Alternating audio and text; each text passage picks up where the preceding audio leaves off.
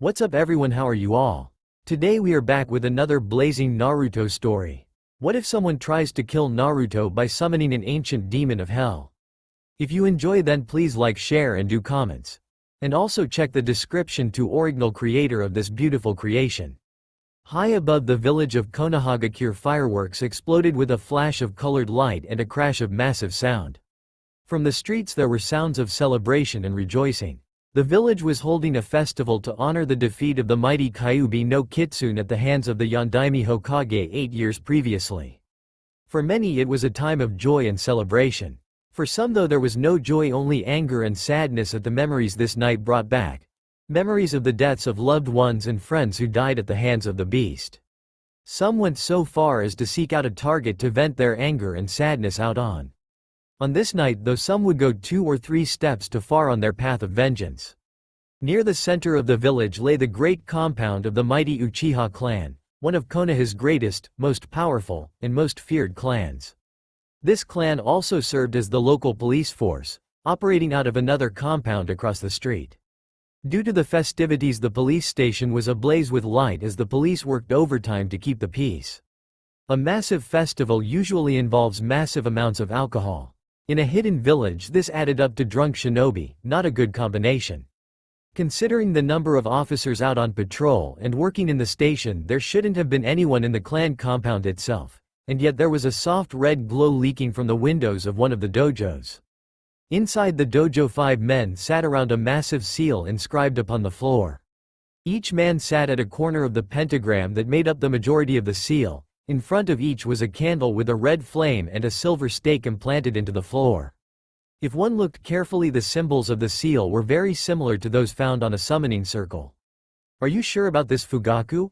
whispered one of the men. "Of course I am," hissed another. "But are you really sure that summoning another demon into the village is the wisest course of action?" "There must be another way," said a third. Fugaku glared at the other men in the room. "You know as well as I do that when a human summons a demon, the demon must complete the task given to it by the summoner. We have tried time and time again to rid ourselves of the fox, but it refuses to die, no matter what we do to it. Hell, it has even resisted our strongest genjutsu without a second thought. Besides, the best weapon against a demon is another, more powerful, demon. Of course once its task is complete we'll capture the thing in our seals and make it into our own personal weapon. We understand all of that, but," another began. "Enough," Fugaku snarled as High Sharingan spun. "I am the clan head, my word is law. We begin the summoning now." The others slowly nodded their heads and began to build up their chakra. Once it had reached the appropriate level, Fugaku nodded and they all took hold of the silver stakes in front of them. They then began to channel all of their gathered chakra through the stakes and into the massive seal. As the power within the seal built, they each bit their thumbs and allowed a few drops of blood to fall onto the top of their stakes. Fugaku watched as the last drop fell and touched its stake. As it did, he felt the air around him suddenly thrummed with energy. Just as the air filled with energy, the seal changed. It wasn't a change that was visible to the naked eye, but rather the seal felt different to Fugaku and the other elders. Previously it had felt like they were pouring their chakra like water into a massive lake. Now though the lake was gone, in its place was a bottomless pit. No, not a pit, a mouth. A mouth that was sucking in every drop of energy in their bodies like some giant leech. "This is it," Fugaku snarled through clenched teeth. "Demon who lives in the beyond. Come forth. Hear my call and come forth. Answer my summons and obey my command. Come forth." As he shouted the final line, all 5 men shunted all the chakra they had left into the seal in one massive surge. The effect was both instantaneous and visibly obvious. The pentagram that formed the core of the massive seal now blazed with a deep crimson light, while the circular seal around it shone a resplendent white. As the men watched, the crimson light slowly darkened as a circle of shadows appeared in the center. The shadowy circle grew as the crimson light died away. After a moment the pentagram was entirely covered by the circle of shadow. But when the black shadow touched the glowing ring of seals, it suddenly rebounded and shrank. As it did, a silhouette seemed to emerge from the very center of the circle, almost as if he was standing on a slowly rising platform. As the figure rose, the shadows around it seemed to cling to it like a film of tar trying to hold something back. Finally the figure ceased to rise and the Uchiha found themselves in the presence of a being around 6.5 feet in height as the white circle flickered and vanished. Fugaku's face split in a maniacal grin. Success! A demon of hell, come to kill the demon of our village. That damnable fox doesn't stand a chance now. Turning to face the shadowed figure he spoke again with a commanding tone. Demon, I command you to go out and hunt down and kill the one known as the Kyuubi no Kitsune. Much to his surprise the towering figure didn't move an inch. However, the part that appeared to be its head bent back as a deep rumble echoed around the room. The demon was laughing at them. The gathered Uchiha's faces grew red with anger as one shouted, "How dare you laugh at us, demon? We have summoned you so you must do as we say. So we command you to go and kill the Kyuubi." The demon's rumble of laughter became a roar. It was a deep rumbling laugh that seemed to be equal parts humor and rage. The laughter rolled on and on as the Uchiha's rage grew as well. "Silence you!" Fugaku roared. "As your summoner I am your master. That means you are my slave and must do exactly as I say until our contract is fulfilled. So cease your laughter and go out and hunt down the fucking Kyuubi." The laughter faded into silence as the figure brought its head back up to regard the Uchiha leader. "You seem to have quite the high opinion of yourself, human. You believe that I am your slave?" The figure said ominously, continuing to call me that may not be healthy. "Are you threatening me?" Fugaku asked, Sharingan's blazing. "No, not threatening, simply making a point." The figure stated calmly. "You make many demands of me as you say that since you summoned me I am bound to your will under the summoning contract. I will admit you are correct, I am bound by the contract. Then why do you continue to ignore our commands?" one elder shouted. "Be silent, underling. I will not execute your commands until we have a true contract between us. We have none yet, so I will do nothing." Fugaku scoffed, "A mere formality. I summoned you, therefore I control you. It is that simple." "Silence, mortal worm, you know not of what you speak. If I do anything for you there will be a cost that must be paid in the end, or I will do nothing. However, if you continue to make demands of me without asking my terms, I will simply rip you apart, consume your souls and leave." The demon snapped. "A demon you may be, but I am the head of the mighty Uchiha clan." Fugaku announced, "I have never lost a duel and I never will, especially not to someone who hides in the shadows in fear." "Fear you say?" the demon commented in a rather amused tone. "Allow me to demonstrate to you all what fear truly is as I rip you apart with my bare hands." As the figure spoke the shadows seemed to melt away like candle wax, revealing the demon's true features. He wore a red trench coat with a high cowl buttoned up to conceal the lower half of his face much like an aburame. Upon his head he wore a red fedora with a brim that was as wide as his shoulders and a strip of black cloth wound around the top. He then reached up with a white gloved hand to undo his cowl, revealing the face of a predator, angular and hard without a trace of roundness or fat. He then removed the thick red lensed spectacles that had covered his eyes. When his eyes were revealed even Fugaku became frightened. The demon's eyes were the color of freshly spilled blood, but that didn't bother them in the least. What they were afraid of wasn't the eyes but what they saw within those eyes. Those eyes revealed a being of blood and death who could and would kill them all on a whim, a true demon of the worst kind. A being who lived, breathed and thought only of death. A small smile crossed Fugaku's face. "Now you know me, and so we begin our negotiations. But I warn you now, the task you have given me cannot be done."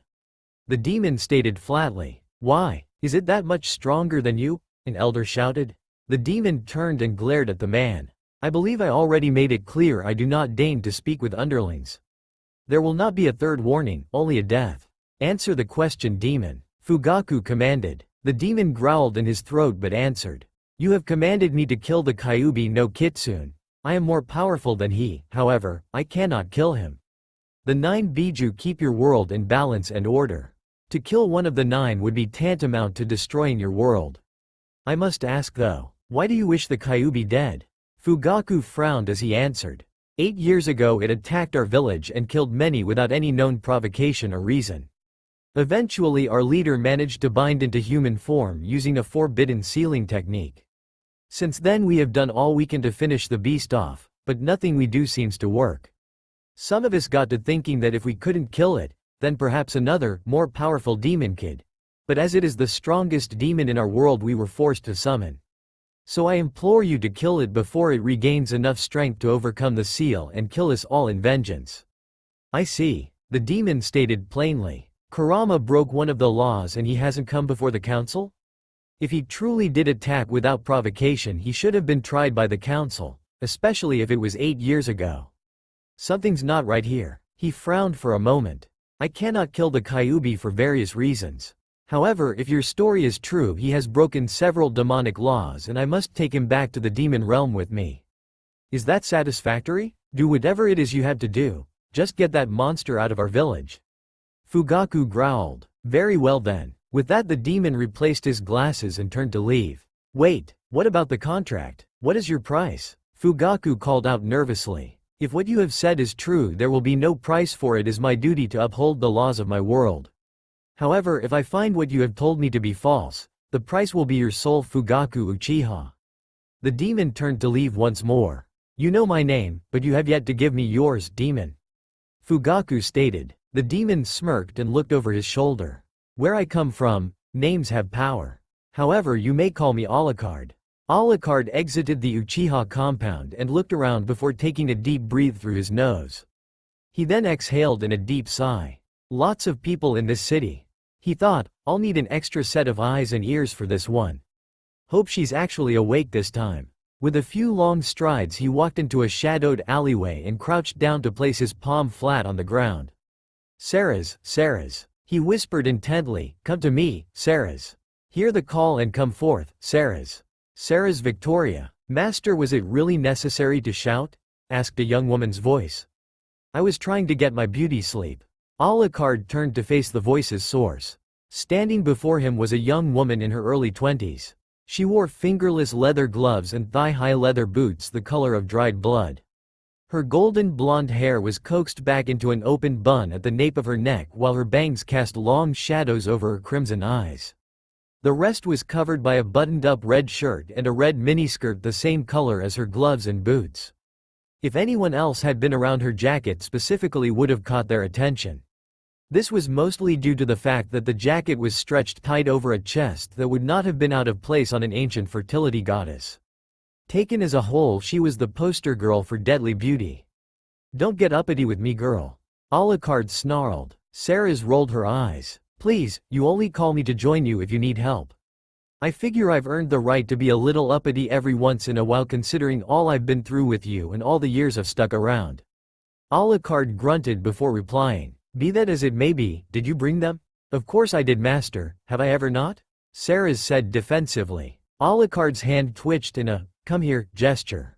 Saras sighed wearily and reached behind her and pulled out 2 black briefcases which she quickly handed over. Alucard's hands blurred into motion as he undid the latches, flipped the open and retrieved their contents. He stood up with a massive black pistol held in each hand. He gazed at them for a moment before stowing them within the folds of his coat. He turned back to Saras, who was balancing an equally oversized rifle across her shoulders. "So, who's our target?" she asked brightly. Alucard raised an eyebrow at her cheery tone but decided not to comment. "We are to kill the Kyuubi no Kitsune's human form." "Okay, let's go find him." She began to walk away but suddenly stopped and turned around to look at Alucard with a puzzled expression. "Wait a second, Kyuubi no Kitsune?" Her eyes suddenly widened in shock. "We're going after Lord Kurama? Can we even do that?" Alucard stared at her for a moment before answering. "Of course we can't. Killing one of the Biju lords is to doom the world to chaos and death. All we are going to do is find him and take him back to the demon world with us. If the man who summoned me spoke truthfully, and I believe he did, Kurama attacked this village 8 years ago without provocation, but was sealed into his human form." "But that's against the laws of the Makai," Saras exclaimed. "Correct, and he should have appeared before the Lord's Council for trial for this years ago." Alucard replied dryly, "However, the council hasn't convened in almost a decade. That being said, Kurama is far too full of himself to run from a crime he committed, and he would never allow a human to implicate him for a crime he did not commit." Saras touched her fingers to her chin and thought, what if something is preventing him from doing those things? Alucard just stared at her again. "What? Kurama is the greatest of the Biju lords. These humans may be unusually strong, But to fully suppress his power they would need something as strong, if not stronger than my limiter seal. They possess nothing even close to being that Po. His eyes suddenly snapped wide open and his nostrils flared as he whipped his head to the side. Master? Ceres asked quietly. She was a little unnerved by his sudden change in countenance. What is it? His eyes narrowed to their original size. Blood, fresh blood, and lots of it. Ceres closed her eyes and inhaled deeply. As she exhaled, her own eyes snapped open and her irises seemed to glow. I've never smelled anything like this. It's mostly human, but it contains more than a trace of demon. Could it be a Hanyu? There is too much human for that to be a half-demon. He replied, but that demon smell is that of a kitsune.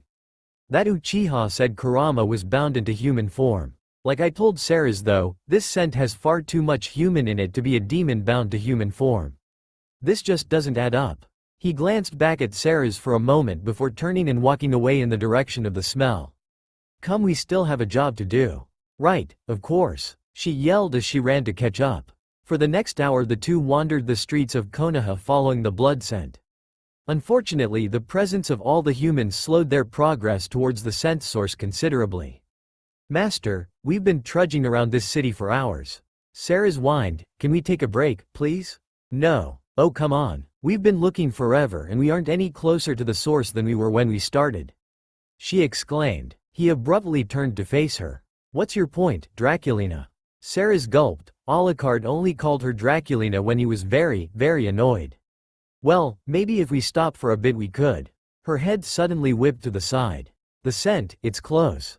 Alucard peered over the rim of his glasses as he spoke. Really? How fortuitous. Fine, no more walking and searching like humans.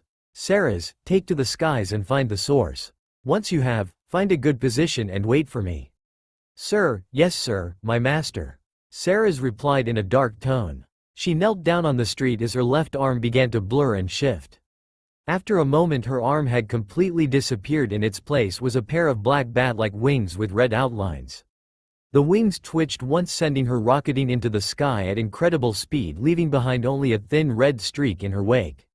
Alucard watched her fly for a moment before turning and walking into a building's shadow which seemed to swallow him. High above, Ceres relished the feeling of the wind on her face as she raced through the sky at almost the speed of sound.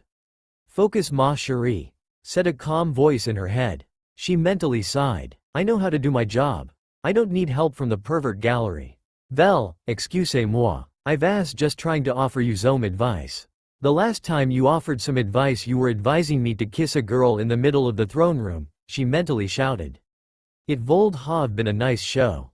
The voice responded teasingly. Maybe for you, Captain Bernadette, but not for me. Is not my fault. I only got one kiss from you. I have to get my kicks in Somavir, replied the spiritual mercenary. I know. Ceres responded sadly. Silence reigned in the young woman's head for a few moments before she noticed something odd. Bernadette? She mentally questioned. Oui, ma chérie? Is it just me, or does the blood scent seem to be moving? She asked.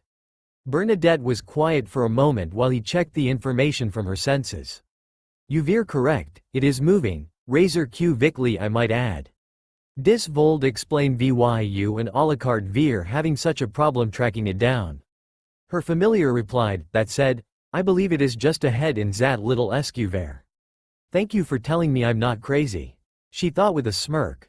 You do realize you just said zat to a voice in your head that only you can hear, right?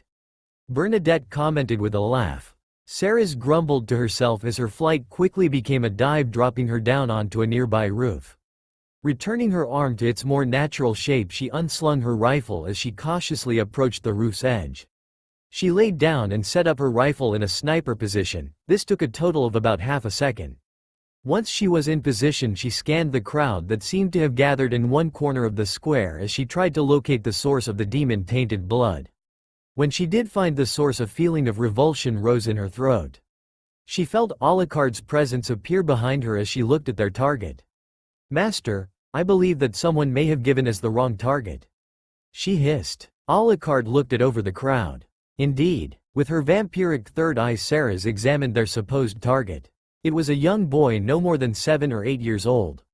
He had spiky blonde hair and cerulean blue eyes, as well as 3 thin black lines on each cheek. He wore a faded black t-shirt and a pair of heavily worn tan shorts.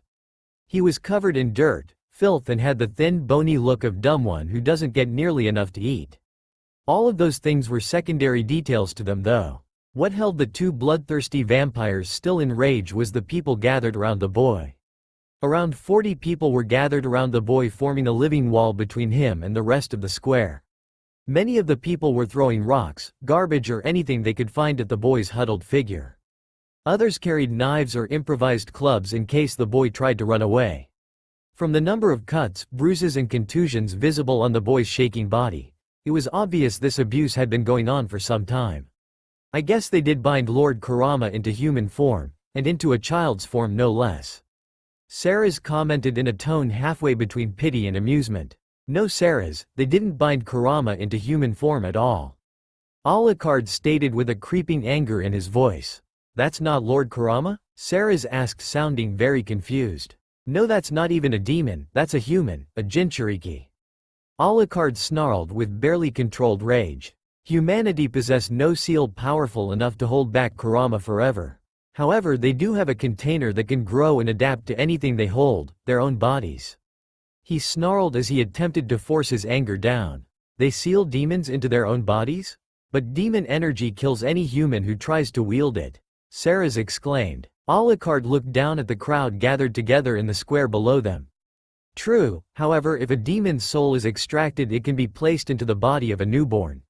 Then as the child grows, its body adapts to the demon's presence, building up an immunity to the demonic energy, allowing them to wield it as their own. Because of the demon they contain, they are often treated poorly. His voice became a deep snarl. But this thing happening before us is beyond anything I have ever even heard of. No child, no matter what may make them different, should endure this kind of abuse. This is the work of true monsters. We can't help him, master. We would have to fight the humans attacking him to do so. Doing so, we would break the Makai laws and become just as wanted as Kurama is. Until we have a provocation, we can't help him. Sarah's cried out in anguish. But we aren't going to help the human boy. Alucard responded with his signature psychotic grin plastered across his face. We are going to go and assist Lord Kurama. We can't help the boy, but we mustn't allow a fellow demon lord to be killed by a mere human mob, now can we? Now, come, we have a demon lord and his vessel to save. Sarah smiled as she rose from the roof. Of course, my master. Down in the square the beating continued as stones and bricks continued to rain down on the boy's huddled figure. Get out of our village, demon! Shouted one member of the mob.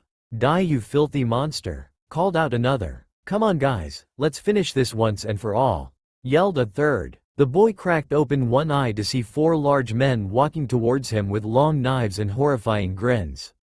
Help me! The boy cried out mentally. Somebody, please! Gigi-san, Inu-san, anybody. Seeing no one coming to help, he closed his eye again as the men continued to advance. He just waited for the pain to begin again, but it never did. Instead of the men's cruel laughter, he heard 4 loud bangs like large firecrackers, followed by 4 thuds, and a chorus of outrage from the mob. He cracked his eye back open to see a young woman in dark red clothes crouched defensively between him and the crowd. Slightly in front of her was a tall man in a long red coat and a wide red hat. In front of him were 4 mangled corpses. Who are you? The boy whispered. The woman looked over her shoulder and smiled with her eyes closed. My name is Sarah's Victoria, little one, I'm here to help. She replied sweetly. The boy's face brightened as he asked, did Gigi-san send you? She hesitated for a moment. She didn't want to upset the boy, but she really didn't want to lie to him either. Yeah, your Gigi sent us to help you. The boy was about to ask another question, but Alucard cut him off. Sarah's, how is he holding up over there? A pained expression crossed the woman's face as she turned back to her master. Not good, master. He has multiple compound fractures and heavy internal bleeding. Alucard looked over his shoulder at her. Take the boy far from here. Find somewhere safe and stay there until I arrive. Yes, master, she said as she gathered the boy up in her arms and cradled him against her chest. What are you going to do? Alucard's face split as a psychotic grin appeared, displaying a horrifying array of fangs. I will be demonstrating to these people the power of a true demonic monster. She smiled a little. Of course, master, Don't take too long, I'll be awaiting your arrival." With that said, she flexed her legs and shot 30 feet into the air and landed on the roof of a nearby building. "Hey, you in the code?" shouted a member of the mob. Alucard turned to face them with a blank expression. "Yeah, you. What the hell do you think you're doing, you friggin' idiot?" shouted the mob member again. "Where's that girl taking the demon?" asked another. "Silence, fools," Alucard barked. "We haven't done anything to any demon. We have saved an innocent child from your tender cares." "Innocent child? That was no innocent kid. That's the nine-tailed demon fox," someone retorted. "We're going to avenge all those it killed by killing it. That way they'll rest in peace," called out another. "Yeah, this is justice. Who the hell are you to prevent that?" yelled a third. "I am one who knows and understands true justice," Alucard replied quietly. "You killed 5 innocent men who were about to kill a demon. How the hell is that justice, you demon lover?" came the reply. "They meant to harm an innocent. Thus I eliminated them to protect the innocent. It is that simple. Someone just killed this asshole so we can go and hunt down the Kyuubi and this guy's bitch." In response to that shout, a kunai flew out of the crowd, striking Alucard in the FR head with a sickening thwack. The handle quickly began to smoke and the weapon suddenly exploded due to the exploding tag wrapped around the handle. The resulting explosion blew the old vampire's head apart in a cloud of red mist and white ships. Seeing that Alucard was apparently dead, somebody began to organize the mob. "Alright, everybody split up and look for the demon and that blonde bitch." "That was impressive, for a dog," said a deep and ominous voice. The crowd watched in horrified fascination as Alucard's body stood back up. Then the shattered pieces of his head seemed to liquefy. The resulting black liquid streamed through the air to form a sphere where his head was. The sphere then proceeded to slowly shift and change until it became Alucard's head once more, complete with his hat and glasses. "You got a nasty bite, dog? But a dog can't kill me, it takes a man to kill a monster. You said you were trying to kill a demon?" He opened his crimson eyes and stared at them all as his eyes seemed to glow. "Try killing a real one." He lifted his hands before him, forming a rectangle with his thumbs and forefingers. Out in the crowd, several pairs of eyes suddenly turned red with 2 or 3 black comma marks surrounding the pupils. Those who carried the eyes all had the same idea: to copy any new jutsu they see to become more powerful. As they watched, Alucard brought the rectangle up to his left eye. Releasing control art restrictions, level 3, level 2, level 1. Situation recognized, the Cromwell approval is now in effect. Hold release until targets are silenced, he said slowly as if in a trance. Massive black masses suddenly shot from his back. The masses then began to twist, bend and warp until he stood with 4 extra pairs of arms sprouting from his back. The Uchihas who had attempted to use their Sharingans on him were not aware of this development though. They were focusing on the fact that they had learned nothing after watching Alucard, meaning that either what he had done was either a Kekkei Genkei or it wasn't a jutsu at all. Many were so caught up in trying to understand why their Sharingans had failed that they didn't notice their deaths coming at them until they died. The moment Alucard's extra arms had finished forming, they had shot forward and grabbed the heads of the people nearest him. He pulled them close and then rapidly dispatched each with a hand through their hearts. Dropping the corpses, the arms shot forward once more. This time though they didn't grab anyone, instead they flailed about, slicing and stabbing at anyone they found. The whirlwind of death soon subsided, leaving only a handful of shinobi still standing. Seeing this, Alucard smiled and returned his extra arms to the shadows from which he created them. Reaching into the folds of his coat, he drew forth his trusty pistols, Jackal and Vulture. Jackal, of course, was the massive black pistol designed for him long ago by Walter C. Dornas. Vulture was an exact copy but had a slightly larger magazine. Seeing such strange implements, several of the shinobi stopped and stared. All they saw though was Vulture's muzzle flash twice and the Jackal's once before 3 lifeless bodies hit the ground with charred and smoking holes where their chests once were. Seeing their comrades die in such a way, the remaining shinobi scattered and ran as fast as they could, to Alucard's vampiric senses, though they were moving at a snail's pace. It was child's play to bring down 2 more of the fleeing shinobi. One was missing his head while the other was blown entirely in half. Both wounds were testament to the power contained within the gun's 13mm high explosive armor-piercing rounds. In the space of the next 10 seconds the guns barked 5 more times and 5 more shinobi corpses hit the ground in varying states of dismemberment.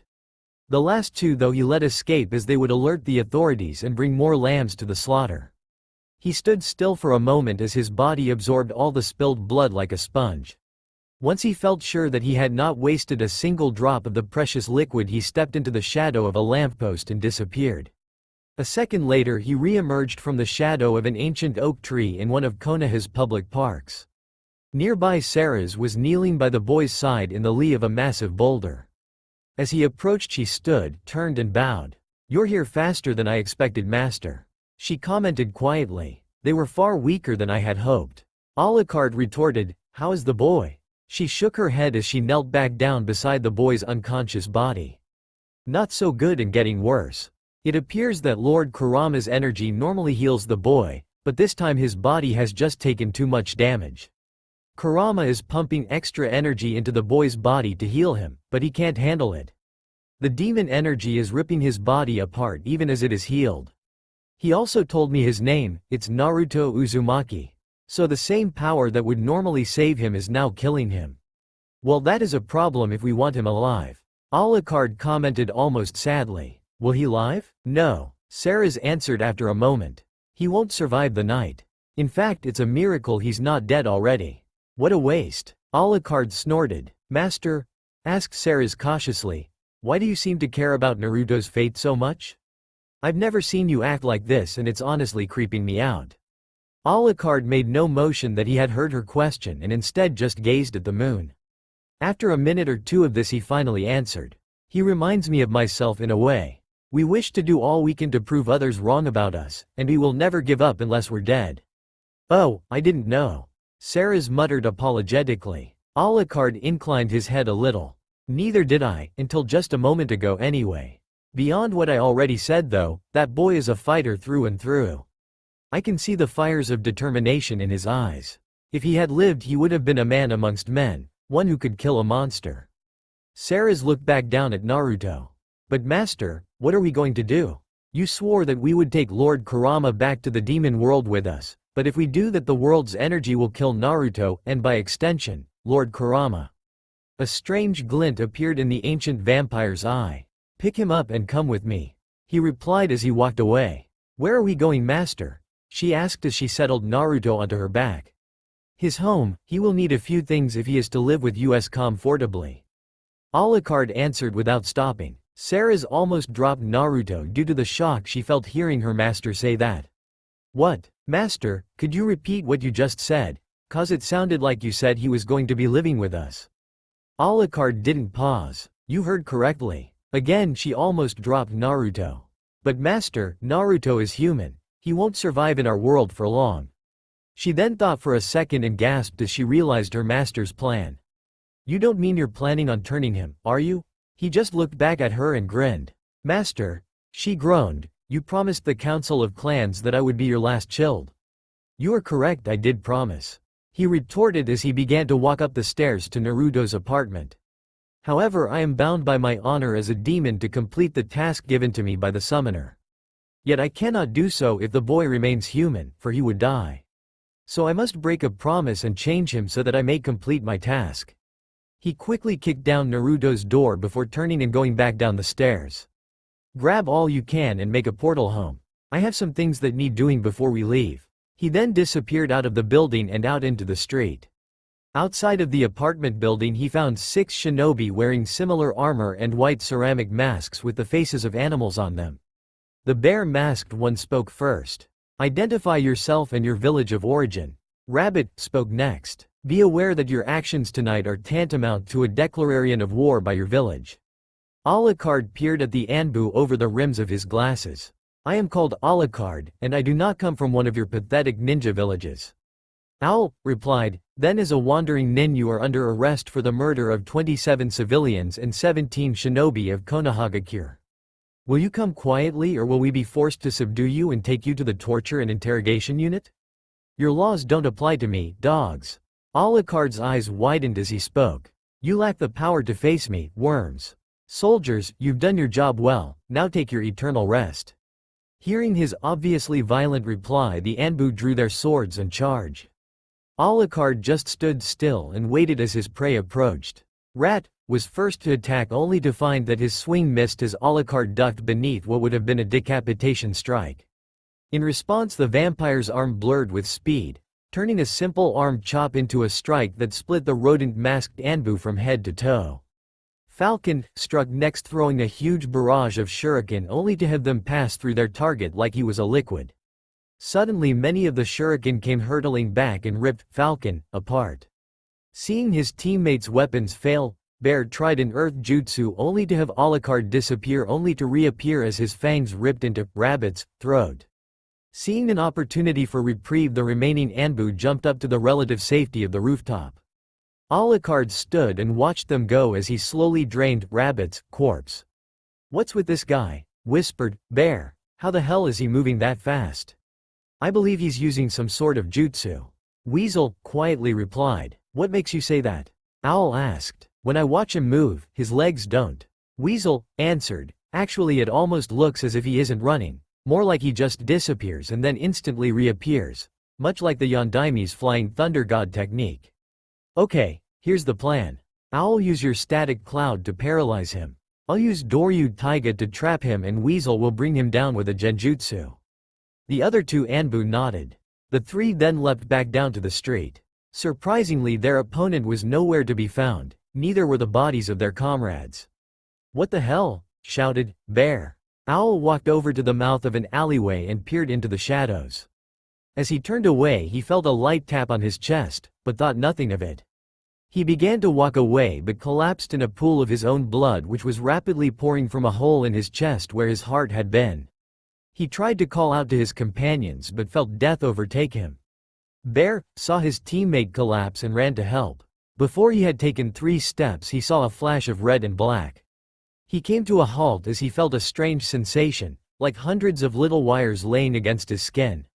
He lifted his hand up to inspect it, only to watch in horror as he fell apart piece by piece from huge cuts that appeared on his skin.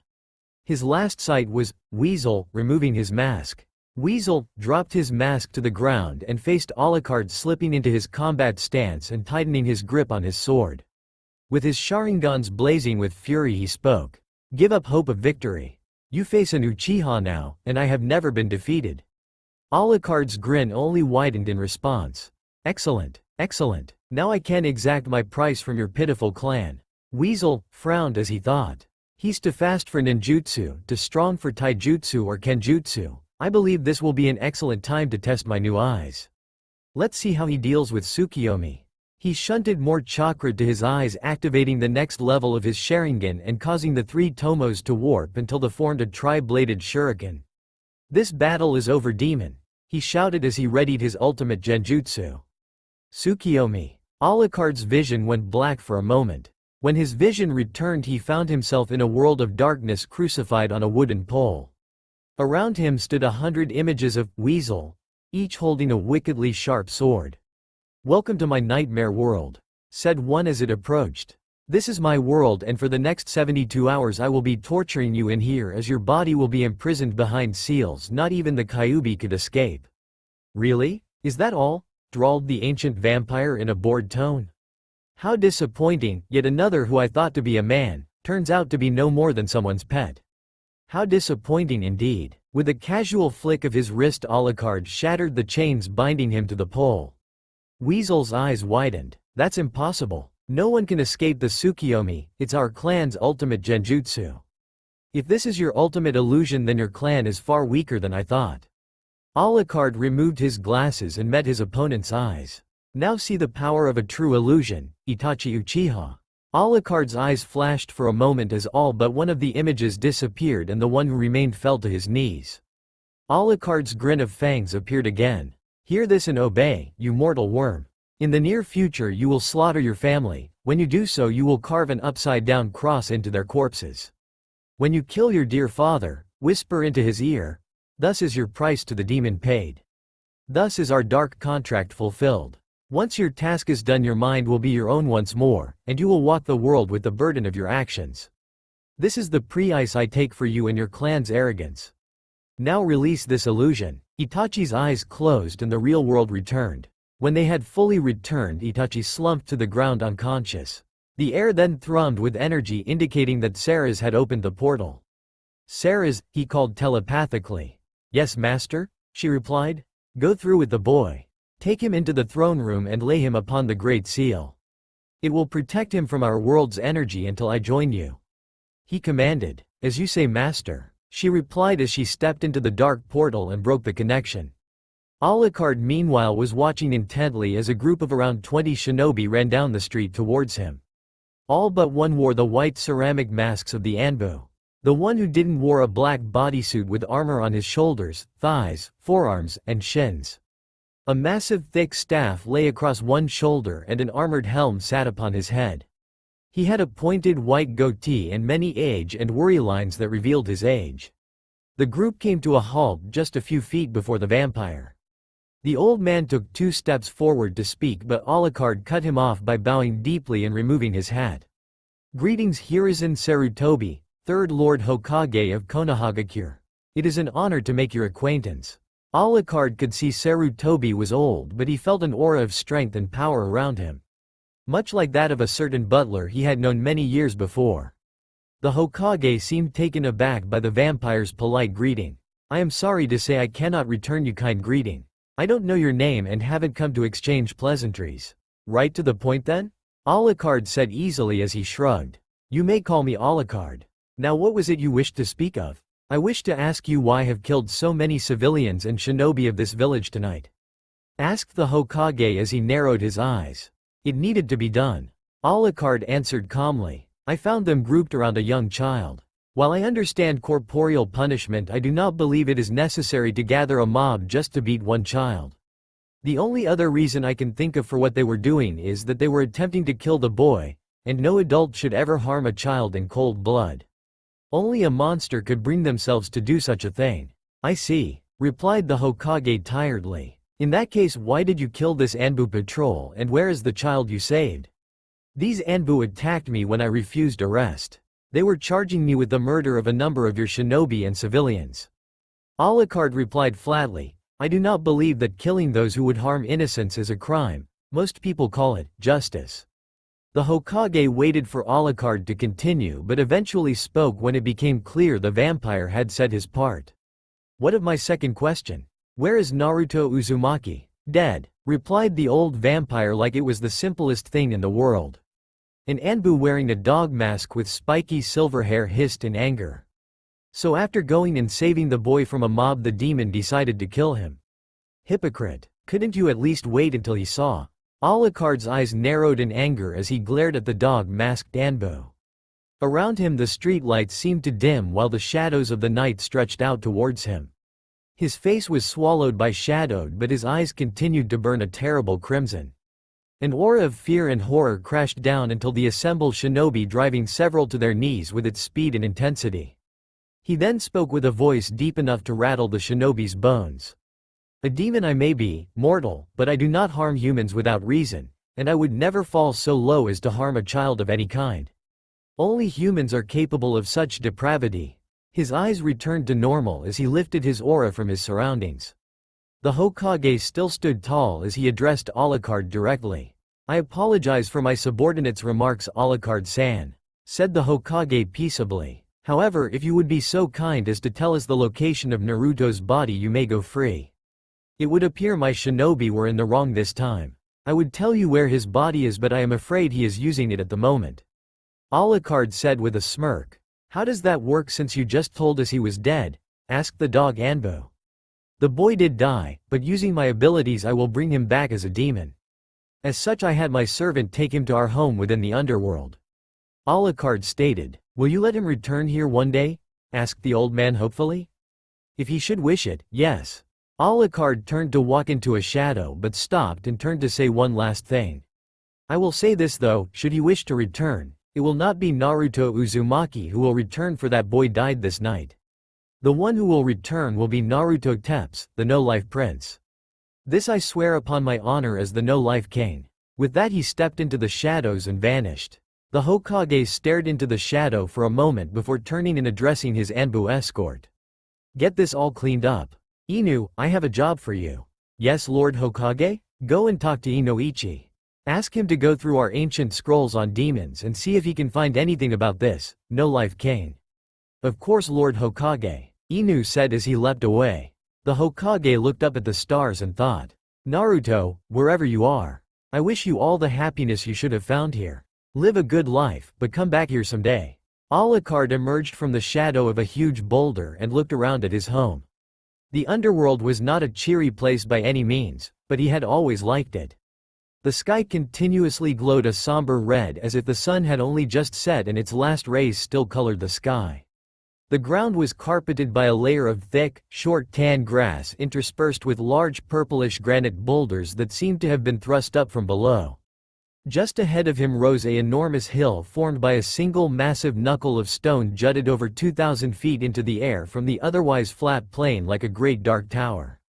At the base of this hill though rose great walls of stone, and within the walls and upon the hill was a city. As with all things in the underworld, this was no ordinary city. This was the grand city of Shadowfang, the one and only city that was populated entirely by vampires, and it was their capital, the center of the vampiric kingdom. Its walls were 60 feet high, 20 feet thick, and were made of solid underworld obsidian, a material second in strength only to celestial marble. Within those mighty buttresses lived almost 25,000 vampires, many of whom chose not to drink human blood. Even so, it was considered to be one of, if not the most dangerous populated area in the entirety of the underworld, and many believed that any non-vampire who entered was, for all intents and purposes, committing suicide. Slightly above the city proper stood a slightly smaller, yet no less impressive set of walls. These stood 100 feet in height and were almost 40 feet thick. Within this second ring of walls stood the great mansions and manors of the older and more powerful members of the vampiric race. Many of whom were well over 1,000 years old but still had the power to rip a cage in half without breaking a sweat. At the crest of the hill stood a third set of walls. These massive fortifications were 150 feet tall and easily 60 feet thick. Behind those walls though there were no home, no great manors or mansions, for only two beings resided within. Rising above the crest of the wall were two great towers thrusting 300 feet into the sky from the crown of the hill. They were the Towers of the Fang, and they rose from the roof of the Palace of the Vampire King, the great structure known as Bloodborne Hall. The hall itself stood almost 200 feet high and was built like an enormous Gothic cathedral made from shadows. Massive flying buttresses of black stone and engraved with demonic runes supported the massive structure, while great enchanted granite gargoyles kept watch from their perches. It was the second largest structure in the entirety of the underworld. Only the palace of King Yama, god of the dead, was larger. More importantly, it was Alucard's domain, his home and the location of his final resting place. With an appreciative smile, Alucard once more stepped into the shadows and vanished. Moments later he reappeared from the shadow of a column within the throne room of his great palace. The room itself was easily the size of a football field with second-floor balconies on three sides. On the fourth side was an enormous half-dome and a similarly sized red glass window. Both looked over a raised platform on which sat a throne carved from midnight black stone gilt with silver, gold, rubies and diamonds. It was his throne, the throne of the no-life king. Set into the floor in front of the platform was a large silver circle containing a 13-pointed star. In the star's center lay Naruto's unconscious form, while Sarah's knelt just outside the ring's edge. "Does his heart still beat?" the ancient vampire asked suddenly. Sarah's jumped up in surprise and shock. "Master, I didn't sense your arrival. His heart still beats, though I am at a loss as to how. His body has taken far more damage internally than I thought to be possible while still living." Alucard smirked. He hasn't given up, even after all he has suffered. He truly would have made a fine man. Now let us see if he is willing to trade it for another chance at life? As he spoke he passed into the silver circle. Immediately he felt incredibly weak. The circle was designed to weaken vampires or any other supernatural being by locking almost all forms of energy outside its protective circle. Alucard only kept any of his power due to the immense amount he possessed. Had any other vampire, even Sarah's, entered, they would have been rendered all but powerless in an instant, but that of course was why Naruto still lived. The ancient king knelt down beside Naruto and roughly shook him awake. Naruto's cerulean blue eyes opened slowly as he returned to consciousness. Once he had, his gaze became fixed upon the being kneeling at his side. You're the one that rescued me," he said weakly. "Indeed I did." The blue eyes darted around before the winced shut. "I don't recognize this place, where am I?" Alucard calmly replied, "You are lying in the throne room of my palace, which stands in the underworld city of Shadowfang." "The underworld? You mean I'm dead?" Naruto shouted, only to then curl up into the fetal position as pain racked his body. "No, you are not dead. At least, not yet," Alucard stated harshly. "However, the pain you are currently experiencing exists because you are dying, and there is nothing anyone can do about it. One way or another you will die tonight. That being the case, I have a way to make it so that death will not be your end." "What do you, mean?" Naruto asked as another wave of pain coursed through him. Alucard looked at him with steely eyes. "I can save you, but I cannot prevent your death. This gift of life after death comes at a great price though, and I must know, do you truly wish to continue to live? No matter what the cost may be." Naruto's eyes widened in shock when he heard Alucard's question. He tried to block out the pain for a moment to think about his answer, but the pain was growing and was too great to block out entirely. He then looked up at Alucard once more with his pain-filled eyes. This time though there was also the fire of determination in their blue depths. "I want to live. I swore that one day I would be Hokage, and I refuse to let death or anything else prevent me from attaining my dream." Alucard grinned evilly as he heard Naruto's answer. "Very well, boy. Never forget that you made this choice of your own free will, never regret it. For the day you regret this choice will be the day you die. I should warn you, this is going to hurt like hell." He opened his mouth as wide as it would physically go as his fangs emerged. His head shot down before his mouth clamped down on Naruto's shoulder.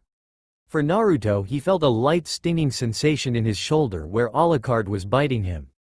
Then it seemed like every nerve in his body screamed out at once in absolute agony. His vision swam as dark spots appeared before finally succumbing to the pain and blacking out. Naruto awoke in a dark room lying in a puddle of water. At least he hoped it was water.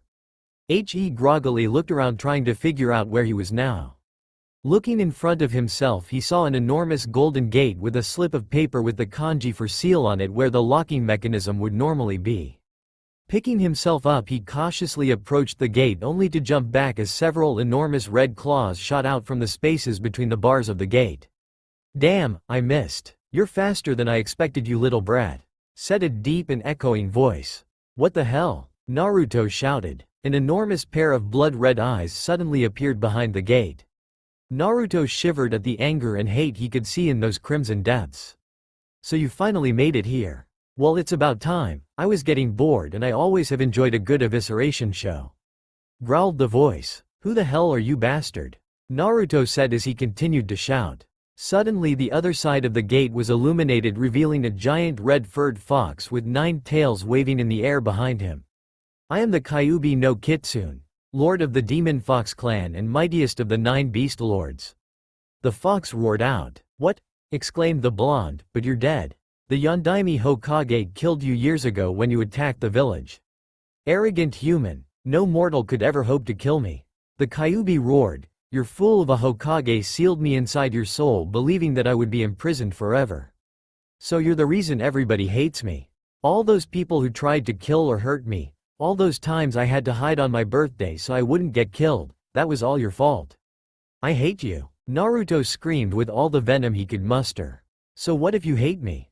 You are just a little snot-nosed brat of a human, and I am one of the mightiest demons to ever step on the surface of your pitiful world. You don't scare me," the fox replied with a chuckle. "Well, I'm not afraid of you either, you 9-tailed bastard. You can't do anything to me so long as that seal is there," Naruto stated angrily. "Are you referring to this?" laughed the fox. Naruto stared at the fox in confusion for a moment before he became aware of a quiet hissing noise. His eyes then darted to the paper on the fox's gate. It was slowly burning. As he watched with a horrified expression, the paper suddenly ignited and turned to ash. With terrifying suddenness, the demon fox smashed the gates open with a flick of his paw. He slowly emerged and leisurely stretched himself out as if he had all the time in the world. He then turned his bloody red gaze onto Naruto. "Any last words?" he taunted. Yeah, I'm gonna give you a really bad case of heartburn, you asshole. Naruto replied with a defiant smirk. The fox narrowed his eyes and lunged with his jaws agape. An instant before Naruto would have become the fox's not-so-happy meal, an enormous blade of shadows slammed into the fox's side, throwing him across the room. Even after all these years, you're still just a beast at heart. What a pity, I hate putting down beasts, commented a deep, rich voice. Naruto spun around to see a man emerging from the wall like a ghost. The man wore steel armor of some kind over most of his body, and a straight sword hung at his waist. A tattered black cape hung from his shoulders, while wild black hair framed a heavy face and tumbled down to his shoulders. A black mustache and goatee framed his small smirk. Tebs, the fox said, spitting out the word like a sour candy. What are you doing here, and how did you get in the boy's mind? The man's smirk became a wide grin. What, no friendly greeting from my long-lost partner? And here I was thinking we were friends. I was never your friend, you annoying bloodsucker. I was only ever your business partner, and that was years ago. Scoffed the demon fox. Now tell me what the hell you're doing here, if you hadn't noticed I'm in the middle of lunch. The man's eyes widened and his grin went from happy to psychotic in an instant. I am simply protecting my newest fledgling, of course. Why else would I ever enter a place such as this? You wouldn't dare turn my Jinchuriki into one of you freaks. The fox snarled with a hint of fear. On the contrary, I would dare, and I have. Welcome to the unlife of a familiar Kurama, I do hope you hate it. The man said as his expression became completely insane. Deciding that he didn't understand anything of what was going on, Naruto surrendered to exhaustion and heard no more. Meanwhile, back in Konoha, one day after Naruto's disappearance, the third Hokage was, as usual, sitting behind his desk madly trying to complete all the paperwork stacked up upon his desk. He was fighting a losing battle, but he refused to be defeated by anything but an enemy shinobi. Luckily for him, he heard a knock on his office door. Come in, he said without looking up from the form he was working on. It was yet another attempt by Danzo to restart the root program. An Anbu agent in an Inu mask entered the office clutching a file folder in one hand and quietly closing the door behind him with the other before approaching the Hokage's desk. He waited for a brief time as the older man finished the form. The Hokage then finally looked up at the agent. "Ah, Inu, I take it you and Inoichi were successful in your search?" asked the old man hopefully. The Anbu nodded an affirmative but said nothing. The Hokage waited for a moment before sighing and standing up. He proceeded to the windows and lightly bit his thumb before smearing the resulting drop of blood onto the window pane. As he did, there was a slight pulse of energy as the windows darkened and several previously invisible seal appeared around the room. Nodding to himself, the Hokage returned to his seat. "Thank you, Lord Hokage," said the Anbu as he reached up and removed his mask. "It's no problem, Kakashi. I of all people understand the value of secrecy." "Now what did you find?" replied the older shinobi as he leaned forward to rest his head upon his hands. Kakashi opened the folder and spread its contents onto the desktop as he sat down across from his leader. "Nothing really specific, but we did gather enough information from various places that between myself, Inoichi and Shikaku Nara we came up with a couple of pretty good theories." The Hokage steepled his fingers in front of his face. "Show me what you found first, and then give me your theories." Kakashi nodded and then rifled through the papers on the desk until he found the one he was looking for. It was a worn piece of parchment, yellowed with age. He quickly handed across the desk. "This is a copy of a page from a scroll from before Konoha's founding that we found deep in the Shoden's catacombs beneath the Senju compound. It lists all of the known demon lords of the underworld. The piece you hold in your hands says this: Bahamut Dragon King and Lord of Serpents. Chome Lord of Beetles and Forests. 7th of the 9. Yuki Lord of Oxen and the Plains. 8th of the 9. Drakwithar the No-Life King and Lord of the Fanged Ones." In other parts of the manuscript we found a total of 13 other names with an addendum that read, "Servant to the No-Life King." The fact that multiple other demonic lords are his servants indicates that he is in the upper echelons of the demonic hierarchy and that he must wield incredible power. I do believe he demonstrated some of that power to us when we encountered him on the street. The Hokage joked. "All jokes aside though, what of these Fanged Ones? Do we know who they are?" "I believe we do, my lord, but I'll get to that in a minute," answered the one-eyed Jonin as he began sifting through the papers once more. After a moment he held up a thin leather-bound book. This is the remains of yet another manuscript. This one though tells the story of a prince who sold his soul to the devil, who we believe to be King Yama, in exchange for immortality. This is the part we were most interested in. Thus died Vladimir Tepes III, Prince of Wallachia. In that moment his soul flew to the devil's side and his corpse rose. So began the reign of the Dark Count, Drakwithar. Drakwithar? Why does this demon possess so many different names? Wondered the Hokage out loud. We wondered the same thing, and after a bit more searching we found an answer. Drakwithar is a word from a long-dead language. It means, Lord of Shadow. We also found multiple reference to a being called Dracula or Alucard. We believe these to be no more than mispronunciations of Drakwithar. However, researching any of these names always led us back to Vladimir Tepes. This means, what? That this no-life king just has a lot of names? Asked the Hokage in a weary tone. Because all I've got so far is that he wields great powers, has multiple underlings and is the lord of a demonic race known as the Fanged Ones. We believe that the fact that he has multiple names, combined with the age of the documents we found the information in, indicates that this particular demon has been around since long before the era of the Sage of Six Paths. In fact, based off of the dating system used on the documents, we think that he is somewhere around 7,000 or 8,000 years old. Kakashi answered. Now, to answer a previous question. We didn't find anything that told us exactly who or what the Fanged Ones are, but we did find something like a description of them. They are defined as, the dead who live in the night, the soulless monsters of the shadows, demons who drink the souls of men, the blood-borne demons, and the lords of the twilight. That's not all that descriptive, commented the Hokage. True, but it was all we could find. Beyond what I have shown you, we found little more than vague references to the being we call the No-Life King. Most of those references were actually to one of his other names. Kakashi replied with a disappointed sigh. The Hokage closed his eyes in thought as he pondered the information he had been given. After a moment he slowly opened them. Alright, tell me your theories. I have a few of my own, but I want to see what you all came up with. Kakashi gathered all the papers back into the folder and leaned back into his chair. Alright, so here's our theory. Several millennia ago a man named Vladimir Tepes sold his soul for immortality and so became a demon known as Drakwithar. Since then he has spent his time building up his power, and based on where his name appeared on the list of demon lords we think his power is at least as great as the Kyuubi's. That doesn't tell me what kind of demon he is. All of the information we have leads us to one conclusion.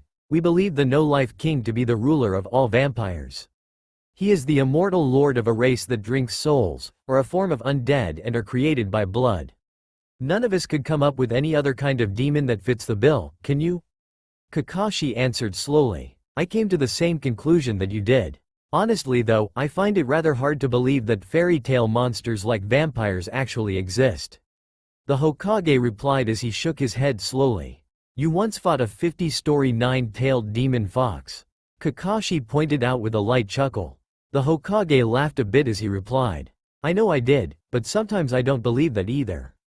The two men enjoyed their brief moment of humor for another second or two before becoming serious once more. What do you think we should do, my lord? Kakashi asked earnestly. For now we will do nothing. We will keep this information to ourselves to make sure the council doesn't hear a word of this. If they do, all hell is going to break loose. Beyond that though, we will wait and watch to see what happens. That's not much of a plan. That's more of a general set of goals.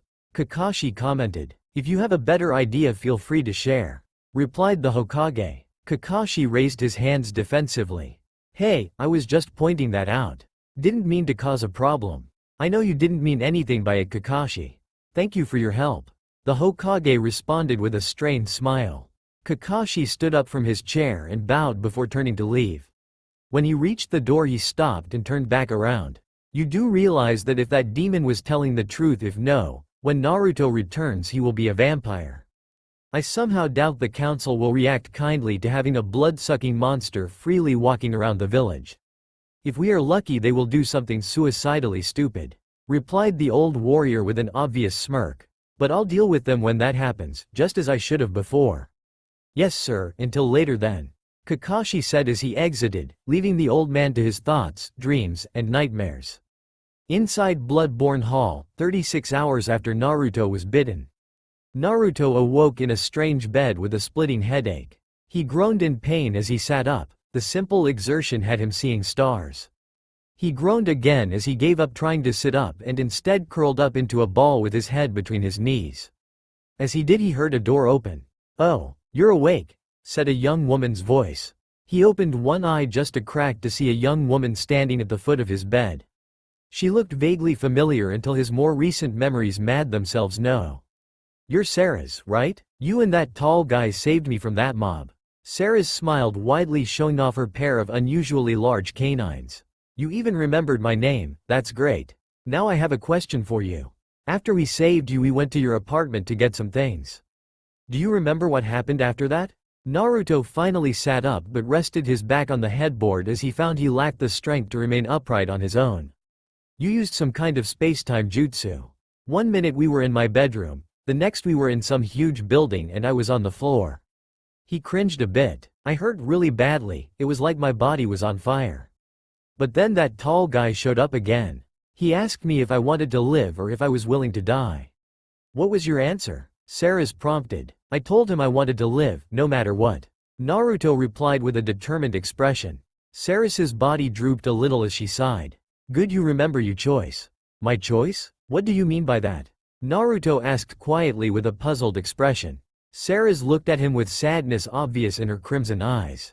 "Naruto, I'm sorry to be the one who has to tell you this, but after my master, Alucard, heard your answer, you died." "You mean I'm dead?" Naruto exclaimed with wide eyes. "Technically, yes, you are dead," Sarah said slowly as if she was unsure of herself. "Master Alucard brought you back though." Naruto narrowed his eyes. "How did he do that?" "No one can bring the dead back to life." Somewhere in a megacure a sickly-looking redhead sneezed. Sarah smirked a little bit. "Master Alucard is a demon lord of immense power. He can do many things that you would consider impossible. But you're right, as powerful as he is, even my master cannot breathe life back into the dead. But, oh screw this. This is not my style." "What do you mean? What's going on?" asked a thoroughly confused Naruto. "Look, you aren't going to believe this anyway, so I'm going to just say it and get it over with." She took a deep breath. "You're a vampire now, Naruto. You said you wanted to live no matter what, so, here you are." Naruto wasn't sure if he should laugh or just call her crazy. Everyone knew that there were no such things as vampires, they were just stories. But as he stared into her crimson eyes and glanced at her sharpened canines, he slowly came to realize that not only was she completely serious but also, she was a vampire. If she could be a vampire, then, could he be one too? He concentrated and tried to find his heartbeat, but to no avail. He then also realized that he had been unconsciously holding his breath, yet he felt no tightness or pain in his chest.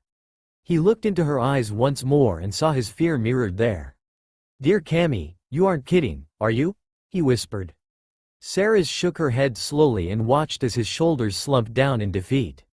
Then suddenly he seemed to perk back up. He looked at her with obvious excitement.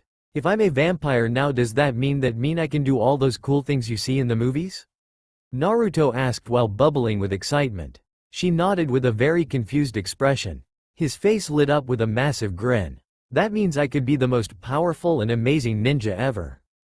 I'll become the most awesome Hokage. I'll be even cooler than the Yondaime." Sarah was thoroughly confused. She had absolutely no idea what he was blabbering about. "It is his reason for living, it is his dream," Alucard explained through their telepathic link. "I can see that, but who is a Hokage?" Sarah asked in kind. "The Hokage is the leader and mightiest defender of the village he lived in," Alucard explained. "He believes that if he becomes Hokage, everyone will stop hating him for the fox he carries. I hate to rain on his parade, but no one in their right mind would ever let a vampire become the leader of a human village." Sarah commented. "Perhaps," Alucard mused, "to him none of that matters. To him we have simply given him another way to get stronger and prove himself to the villagers. The fact that he has become a vampire doesn't even faze him in the least." "Hey, he's an interesting kid, that's for sure," she replied as she severed their mental link. As she came back to her sense, she saw two things that absolutely stunned her. First off, the 3 blood packs she had brought in for him were completely drained and were now lying discarded on the floor. Secondly was standing in front of a full-length mirror and was poking his reflection. Naruto, did you drink those? She asked, motioning towards the blood packs. Naruto blinked a few times before answering. Duh, I mean I know they were full of blood, but I figured since I'm a vampire I should drink it. Strangely enough they tasted a lot like ramen. He then went back to poking his reflection. Saras's eyes were as wide as they could get. He's not even a day old and he's already totally okay with drinking human blood? What kind of person is he? She thought to herself. He is Vaughn, who has seen and felt far too much pain in his life, Bernadette replied. So I am razor curious as to why is poking his reflection. Seems a bit odd to me. What are you doing? Sarah's asked for Bernadette. I'm trying to figure out who this guy on the other side of the window is and why he's copying me. Naruto replied, entirely serious. Sarah's laughed loudly. It's not a window, it's a mirror, so there is no one on the other side, it's just your reflection. He doesn't look anything like me. Besides, vampires don't have reflections, Naruto stated confidently. Sarah's laughed again as she walked over to stand next to Naruto, allowing him to see her reflection in the mirror. Naruto's eyes widened as he realized the implications of seeing Saras's reflection. He then looked at his own reflection and took stock of what he saw. The 8-year-old Naruto he had once known. In his place stood a young man in his late teens, standing around 5'10" and wearing only a pair of blue flannel pants. Every trace of fat had disappeared, leaving only well-toned whipcord muscles. Even the fat from his face had vanished, leaving behind an angular predator's face. On that face were no whisker marks, though his eyes still shone an electric blue. The most obvious change, though, was his hair. His once spiky blonde hair now fell to his shoulders in a silver cascade. He was an entirely new man. Seeing his shocked expression, Sarah spoke. Sometimes the body can handle the transformation, sometimes it can't. Your body was too young and underdeveloped to fully accept the change, so it grew older to let the transformation to complete. Naruto nodded but continued to stare at his new reflection. Eventually a knock at the door startled him out of his narcissistic reverie. Sarah's opened it to reveal two young men in black tuxedos, one with blonde hair, the other brown. Miss Victoria, said the blonde as he bowed. The master wishes to speak with you at once. He also asked that Naruto be given clothing more appropriate than his current attire. The brown-haired one bowed to Naruto. Sir Naruto, if you will follow me I shall lead you to the master's wardrobe. Once there we can find more suitable attire to wear in the master's presence. Naruto nodded and the two left.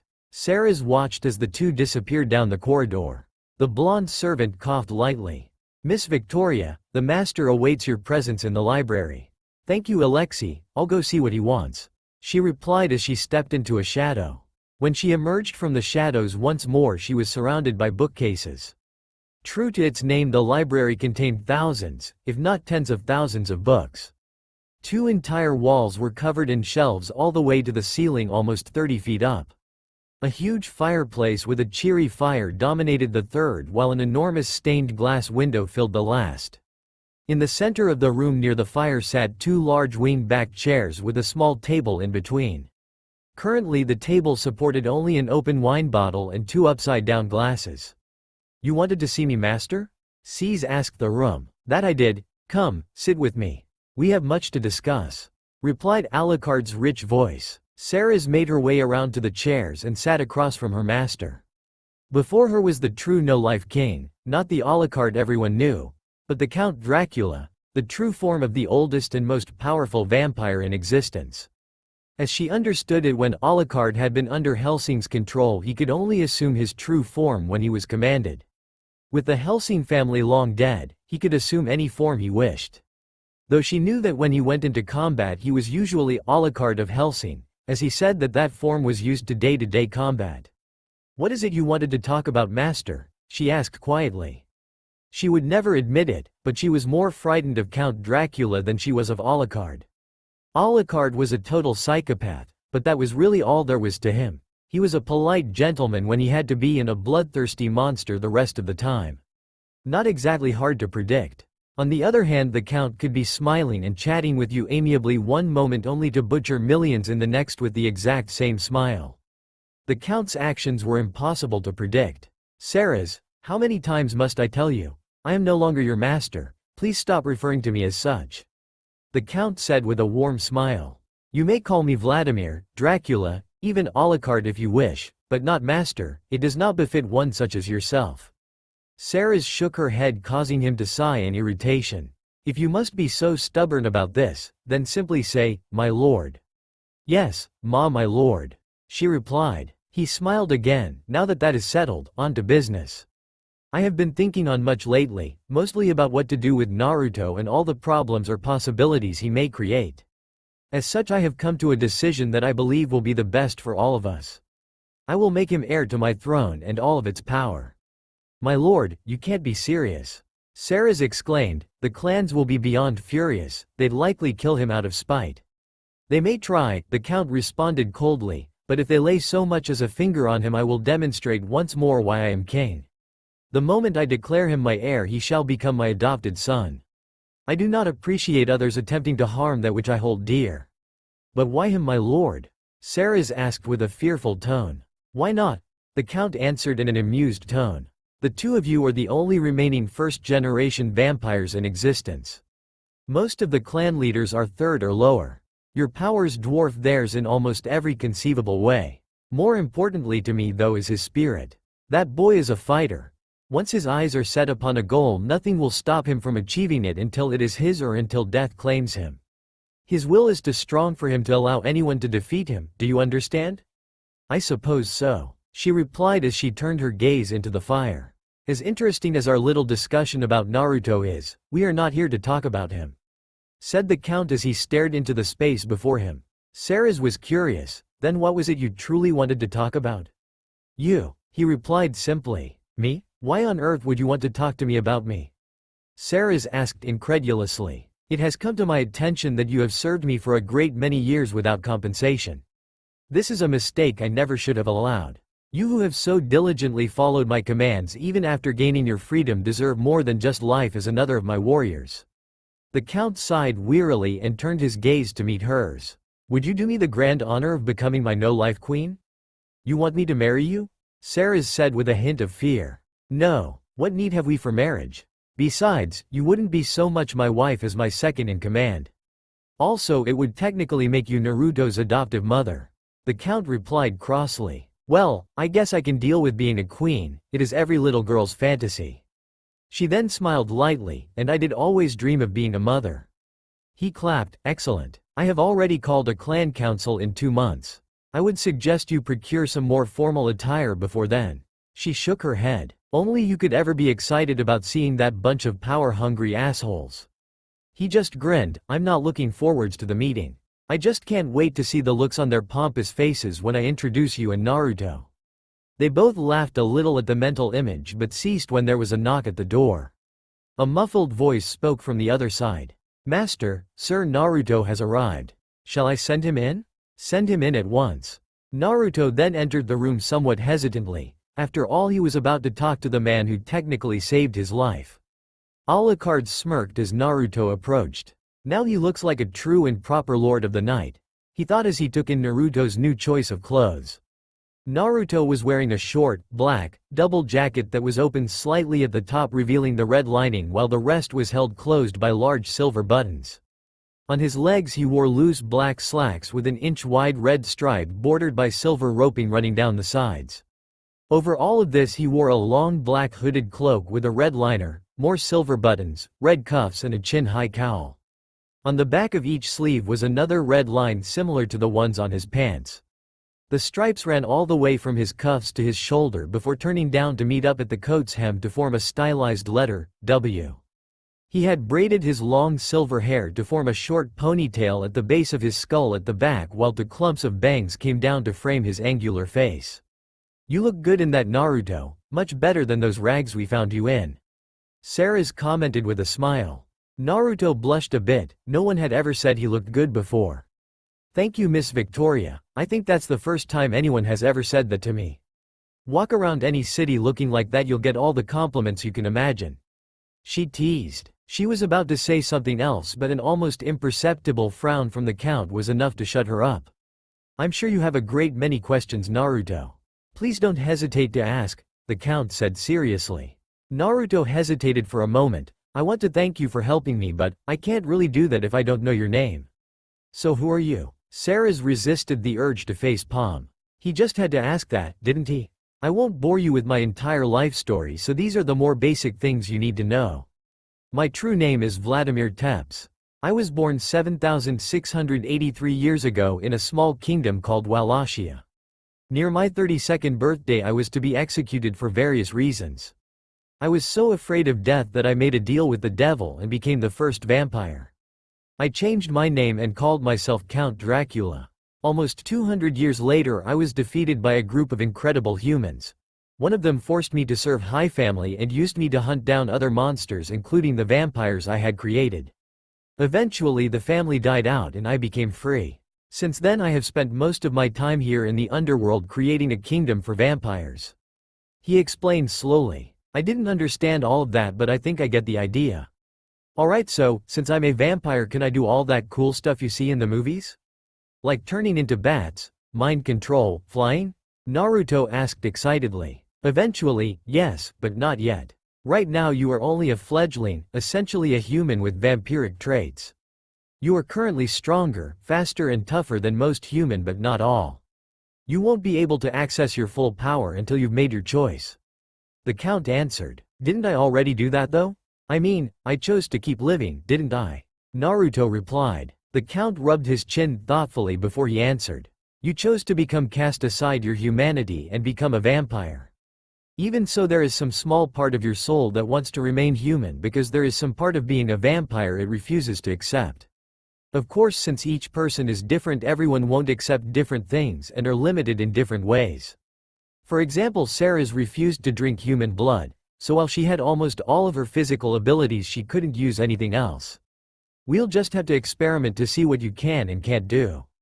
Naruto looked a little bummed but quickly brightened back up before asking, since my body is stronger, does that mean my jutsu will be stronger too? A look of pity appeared on the Count's face. No, as a vampire you will be unable to use ninjutsu. What? Naruto cried in a horrified tone. Ninjutsu requires chakra, which is created by combining your physical and mental energies. Our bodies are technically dead, so we have no physical energy, thus we cannot form chakra. The Count explained in a sad tone. Naruto was grief-stricken. It took all of his willpower to stop himself from falling to the floor and start bawling his eyes out. Even so, a small drop of blood oozed from one eye. If he couldn't use ninjutsu, there was no way he could be a ninja. You may not be able to use ninjutsu, but I have a way you can still become a ninja. The Count said calmly. How? Naruto choked out. We may not be able to use ninjutsu, but I can teach you the many demonic spells I have learned over the years. The old vampire answered. Naruto's eyes lit back up with excitement. He could still become a ninja without ninjutsu, he would do it with magic. Thank you. The Vampire King chuckled. Don't thank me now, I haven't begun your training yet. Any further questions? Naruto thought for a moment and shook his head. Then I have a question for you. Would you like to hear it? Dracula asked seriously. Naruto gulped. He didn't like that tone of voice. Though he was somewhat curious as to what a mighty demon lord would want to ask someone like him. In the end his curiosity overcame his fear and he nodded. The first vampire looked Naruto dead in the eyes as he spoke. What would you say if I told you that Sarah's and I wish to adopt you and make you prince of all vampires? Naruto stared at the ancient vampire sitting before him. He blinked a few times before he responded with a highly intelligent, what? Alucard was rather taken aback at Naruto's response. Thinking that he had been misheard, he decided to repeat himself. I asked you if you wished to be adopted and Naruto held his hands out in front of him and made a halt motion. No, I heard you the first time. I'm just really wondering if you are actually being serious or just teasing me. The Count's eyes narrowed dangerously as a low rumble emerged from his chest. He truly did not appreciate Naruto's questioning of him. Hearing her master's anger, Sarah's interrupted. Of course we are serious, Naruto. She said in a soft voice. We saw the hell you lived in. No one, especially not a kid like yourself, should have to go through what you did. Worse yet, you grew up without parents, without anyone to love and protect you so you could just have a happy childhood. We just want to help you. Naruto crossed his arms in front of his chest. How do you know so much about my life? Anything that is known to those I consume becomes known to me. replied the Count from his chair. Sarah's rolled her eyes and sighed wearily. Look, you want my honest reason, fine, here it is. Long ago when I was still human my life was a lot like yours, maybe not as bad, but like you I spent most of my childhood all alone without any parents. When I grew up I always dreamed about finding someone to start a family with so I could give my kids all the love and attention I never got. When I became a vampire I thought I had lost the ability to ever see that dream come true. Now I can have my dream, with you. Naruto still looked somewhat unconvinced. Sarah's jerked her head towards her master. He says he wants you as his adopted son because you remind him of himself when he was still human. That is a load of bull if you ask me. He'll never admit it, but some of his happiest moments in his entire existence occurred with his human family. You know, I'm right here, grumbled the vampiric king from his seat. I'm fully capable of speaking for myself, Draculina. Sarah's ignored him and locked her gaze on Naruto's. If you'll notice, nowhere in his grumbling did he say I was wrong, did he? So what do you say, Naruto? Could you give two heartless old vampires a family? Naruto's eyes swept back and forth across the two vampires before him. After a moment his expression softened as he released a large sigh. You know, if we were to become a family, I'm pretty sure we would win the most screwed up family in the world award pretty consistently, mother. He finished with a smile. Sarah's jumped out of her seat to embrace her new son. In fact she did it so fast that her chair flew back about 20 feet. Mother and son embraced for a minute or two before Sarah's stepped back and lightly kissed him on the cheek. As they fully disengaged from each other both began to sniffle, like they were about to begin crying. Oh please, don't start crying in front of me, the Count commented in a tone somewhere between anger and annoyance. What kind of king would I be if my wife and son suddenly start bawling their eyes out after a short hug? Naruto dabbed at his eyes with his sleeve a few times before a thought occurred to him. Father, you keep saying you're a king. What exactly are you king of? The no-life king rose from his chair and stood before his new son and heir. I am the first vampire ever to have existed. Due to my age I am also the most powerful, by a huge margin. As such I am the no-life king, ruler of all vampire kind and master of large parts of the underworld. Naruto whistled appreciatively. He figured it was something like that, but he never would have guessed that his new father was the oldest vampire in existence. The ancient vampire caught Naruto in his burning crimson gaze. As my son you are my heir. One day I will step down and you will inherit the throne after me. You are my son and heir, the no-life prince Naruto Teps. Teps, huh? I guess I could get used to that. Goes to show I'm not the same abused little kid that I was. Naruto commented with a small smirk. Sarah's, the boy and I must leave for a time. The king thought. What? Why now when we just became a proper family? Sarah's replied. Yes, we are a family, and that is why we must leave. The Count explained. In 2 months the 13 clans will be gathering here. Naruto must be ready to deal with them in every way possible. He must be trained to understand his abilities, or he won't last the week. I understand, my lord. I still don't like it though, Sarah's replied with a huff. The ancient king smirked a bit as he turned back to Sarah's and bowed slightly. Until we meet again, my lady. Sarah's bowed lightly in return as she quietly replied, until we meet again, my lord. With that the Count nodded and walked out the door with a few long strides. Come with me, Naruto, we have much that needs to be done. He called over his shoulder. Naruto looked at his mother. When she nodded he all but flew out the door and down the hallway. When he caught up he decided to speak. Father, where are we going, and why? We are going into the city to get a proper weapon for you from an old friend of mine. The Count answered of his shoulder. After that we will be heading out into the wilderness for 2 months. Naruto was visibly shocked. I've only just arrived here. Why do we have to leave for so long? We are leaving the city so that we may train. Or at least so that I may train you, replied the caped figure as he looked over his shoulder at his son. Training already? Man, you're even worse than Iruka-sensei. Naruto whined. If you do not wish to train then feel free to go home and wait for your approaching death, was the callous reply. Naruto shivered at the coldness in his father's voice. What do you mean, wait for my approaching death? Is there something coming here that wants me dead?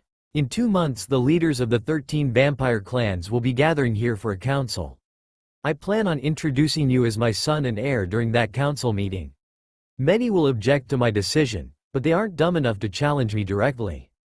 Rather, they will challenge you in hopes of defeating you and claiming your position. His father explained, I want you to be strong enough to crush any and all who would dare challenge you. I get the feeling you and these clan people don't get along real well. Naruto teased. The older vampire growled deep in his throat. That would be a severe understatement. I absolutely loathe that bunch of power-hungry asswipes. They are constantly trying to find ways of undermining my power or subverting my authority. They seem to think that just because the clans look to them for guidance that they rule this kingdom and not I. Then why do you keep them around if you hate them so much? Naruto asked, genuinely curious. As much as I hate to admit it, I need them to keep the clans in line. Without the clan heads there would be a state of almost continuous warfare amongst the clans. That would lead to the end of my kingdom, and possibly our entire race. The count sighed. A small and somewhat psychotic grin appeared on Naruto's face. Well, if you can't do anything about them, I'll crush them for you. You are my father and anyone who messes with you, messes with me too.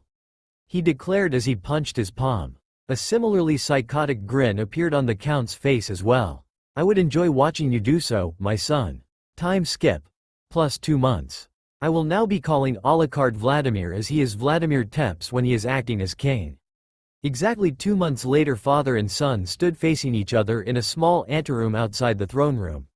Vladimir looked upon his son with a slight smile. You have far exceeded my expectations, Naruto. Now it is time to show the world you power. Don't let anyone or anything stand before you. Let your enemies fear you and your allies follow you. You are a worthy heir to my throne, prove it to them. Naruto bowed lightly as he replied. Thank you for your confidence in me, father. I will do all in my power to make sure I don't disappoint and live up to your expectations of me. I have faith that you will do just that, my boy. Vladimir replied as he clapped his hand down on the boy's shoulder. Now go wait in the front foyer until I call you into the room. I believe your mother is already awaiting you there. I shall do that, father. Thank you. With that, Naruto bowed again, slightly deeper than last time, before he turned and walked down a hall towards the throne room's foyer area. As he walked through the building, he found himself almost vibrating with anticipation. He was eager to demonstrate to everyone that he was worthy of the gift of life he had received and the title that had been bestowed upon him. He felt supremely confident that he would be able to beat anyone who would try and challenge him. After leaving the city, the first thing his father had done was to make Naruto perform a series of exercises to see what parts of his vampiric abilities he had access to and which ones he didn't. When the tests were complete, his father had been quite astonished by the power he wielded, even as a fledgling. Apparently most fledglings' only power was augmented physical abilities such as speed, strength, and toughness, but little else. Naruto was different. He was no stronger or tougher than the average human 20-year-old. He didn't even have the enhanced senses that made vampires such astounding hunters. Even with those limitations, his father had declared that he was the most powerful and deadliest fledgling he had ever seen for 3 reasons: his speed, his shadow, and his magic. Most fledglings were very fast by human standards, as they are capable of moving at approximately 20 or so miles an hour, or about the speed of a mid-range chunin, for short periods of time anyway. For Naruto, that kind of speed was an easy jog he could keep up all day if he had to. In a dead sprint, he was capable of reaching speeds in the region of almost 40 miles per hour, which was as fast if not faster than most jonin could mange in a sprint. His normal speed was closer to 35 miles per hour, a speed he could maintain for up to 6 hours at a time. Then there was his shadow. All vampires 3rd generation and lower were theoretically capable of wielding their shadow, and those around them, as weapons, though few actually could, mostly because they normally focused primarily on their clan's more specific abilities. Besides his parents, the only other people who even bothered to try and master their shadows were the members of the Lasombre clan. In order to use one's shadow, one needed to have consumed at least 1 soul, which would then power the shadow. Because of that, few if any fledglings could even possibly wield their shadow. Naruto already had a 2nd soul within him, so he could create a shadow familiar in the shape of 9 orbs of shadow that would appear around him. He could then use those orbs as weapons or shields, or whatever he needed. Anything he couldn't do with his familiar he could do with his magic. Even though Naruto's speed and skill with his familiar were impressive, it was his ability to wield magic that had truly astounded his father.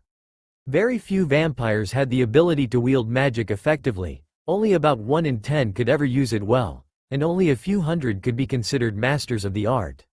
The very fact that Naruto could wield it at all was astounding, but what truly amazed his father was how easily he did it. Spells that would take even the greatest of demon warlocks weeks to learn, Naruto could master in a day or two, and he could use them. No just cast them, but chain them together to amplify their effects, or cast two at once to increase damage.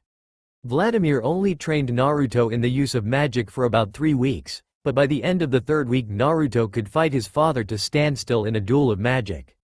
Together these 3 abilities made Naruto an incredibly dangerous foe for any and all who would wish to fight him. When he pulled out his weapon though, he went from dangerous to downright deadly.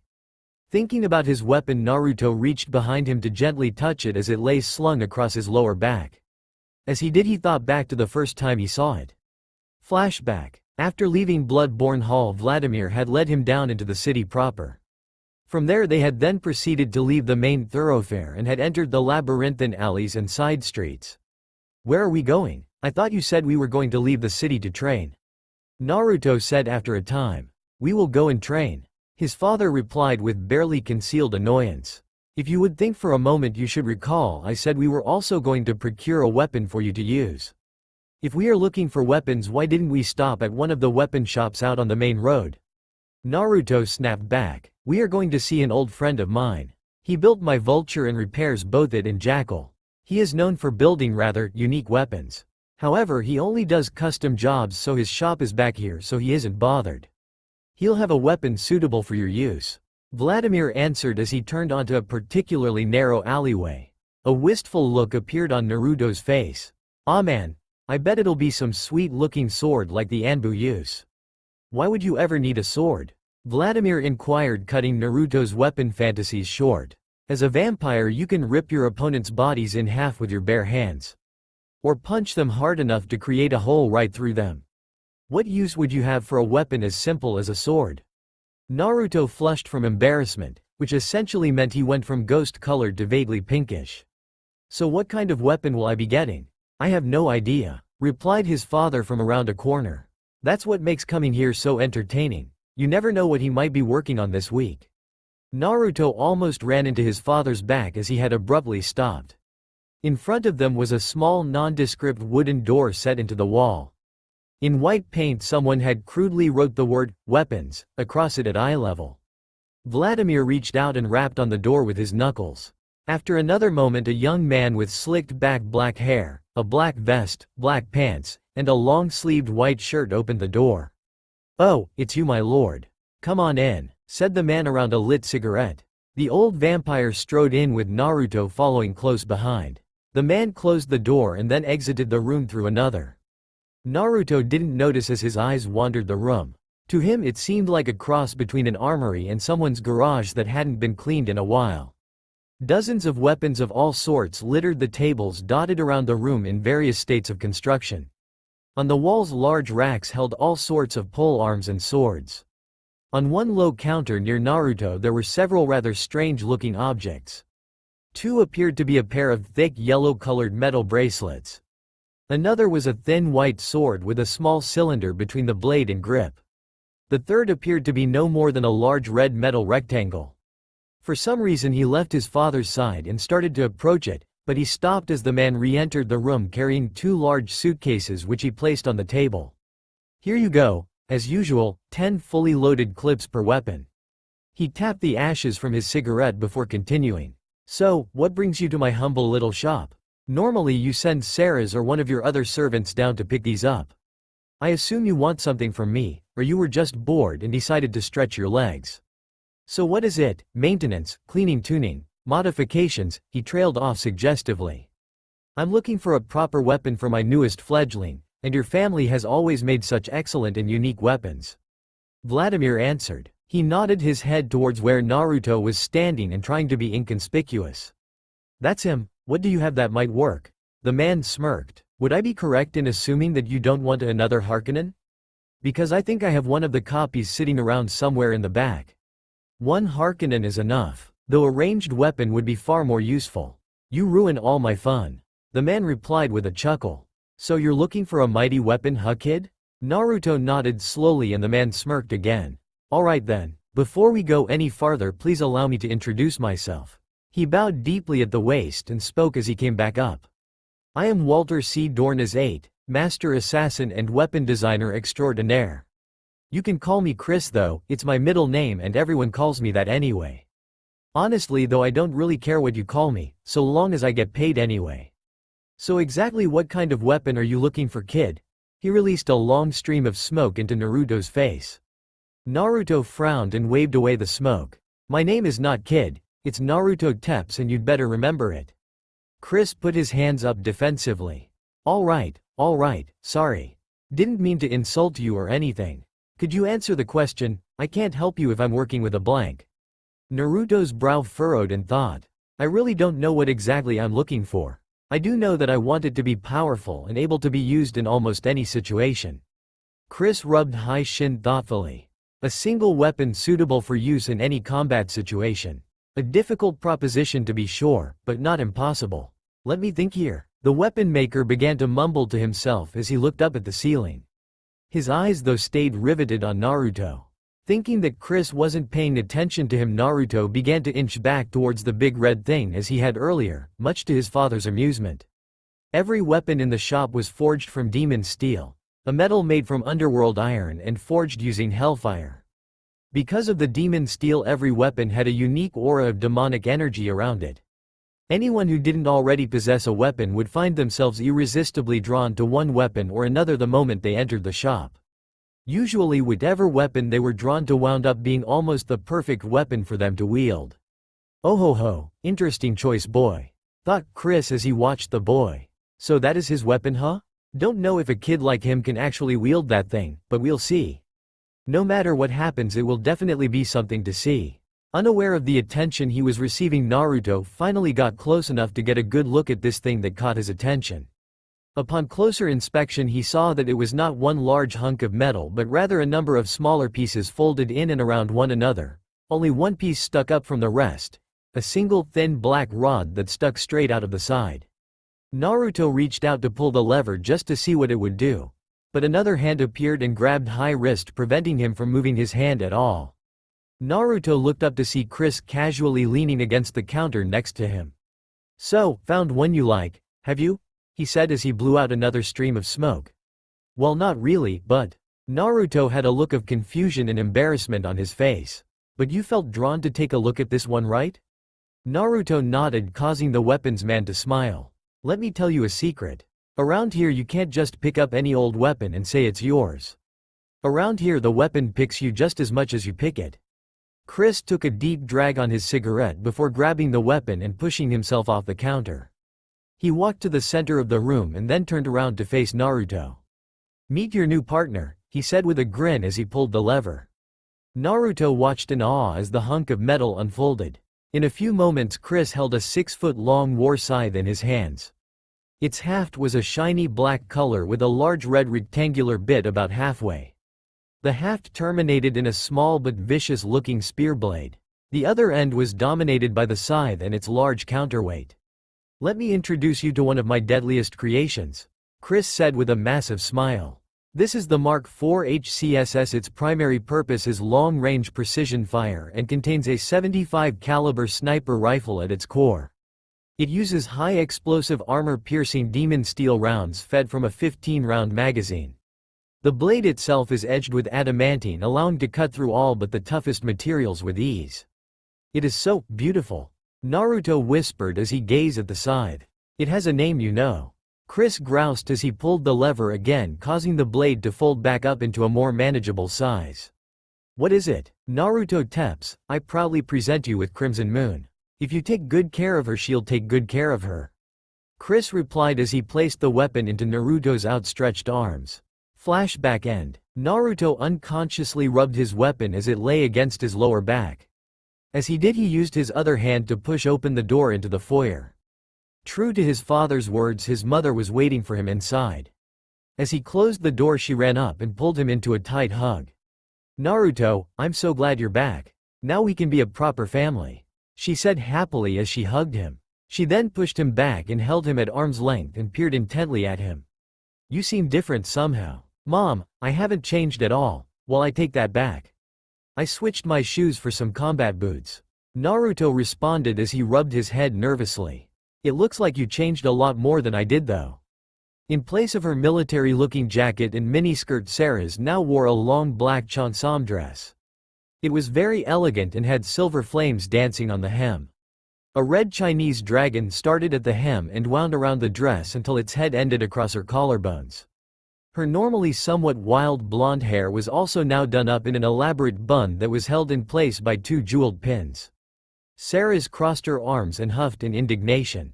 I was told to wear something more formal than more normal clothes, and this was all I could find. Naruto laughed. Don't take this the wrong way, but your normal choice of apparel makes you look like a human teenager. I fail to see what the problem with that is. They're infinitely more comfortable than this stupid dress. Sarah's retorted with a raised eyebrow. While I agree that modern clothes are more comfortable, you're hardly a teenager. He replied. What's that supposed to mean? Are you implying that I'm old? If you are so grounded, she said with a menacing scowl. Naruto raised his hands up in front of himself like a shield. Crap, crap, crap. She's gonna kill me. That so did not come out the way I meant it to. A deep gravelly laugh echoed within the confines of his mind. Kurama, stop laughing your ass off and help me. Naruto mentally shouted. No way, Kit, this is the best entertainment I've had in years. It's like watching a soap opera, only without the cheesy music.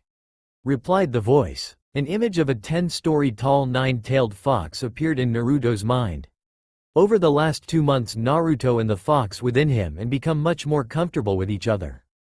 Kurama had come to respect Naruto's determination in the face of adversity and mental fortitude against all the abuse he had suffered. Naruto was just glad he had someone he could talk to freely, and who understood what he had gone through in life. He also was quite happy that the fox had become his first familiar. The two were almost friends. Of course, what that really meant was that instead of wanting to kill each other, they just abused each other at every chance they got. Come on, you big stupid furball. Get off your well-cushioned ass and help me out here. Naruto pleaded. She is going to kill me, and if I die, so do you. Relax, kid, she's not going to kill you. That's not how women work. The demon fox replied with a rumbling chuckle. Really, are you sure? Yeah, she won't kill you. The fox sighed. What she will do is beat you into a pulp. Beat on the pulp for a while, ground you, wait for you to heal, and then beat you again. Well, unless she's like Nibby, if she is, then, yeah, she might kill you. Naruto groaned. I'll take just getting killed, it sounds far less painful. Hey, don't go complaining to me, you were the one who joked about her age. Besides, technically, you're already dead, makes it kinda difficult for her to kill you. Kurama pointed out in a sage-like tone. Anyway, while you get your ass kicked, I'm gonna sit here and watch and laugh. Oh, by the way, did you know you can get popcorn in here? 'Cause apparently you can, or at least I can. Stupid, lazy, good-for-nothing overgrown plushie. Naruto growled internally. Thankfully, the entire conversation had taken place at the speed of thought, so only a few seconds had passed. Unfortunately, this meant that Sarah's was still pissed off and was still standing not 2 feet in front of Naruto. Just as Sarah's was about to demand an explanation, a massive gong sounded from somewhere within the building. It signaled that the council meeting had begun. Sarah's turned away from Naruto and approached a large mirror enchanted to show what was happening in the throne room. Phew, saved by the gong. Naruto mentally sighed. Wasn't that a TV show at some point?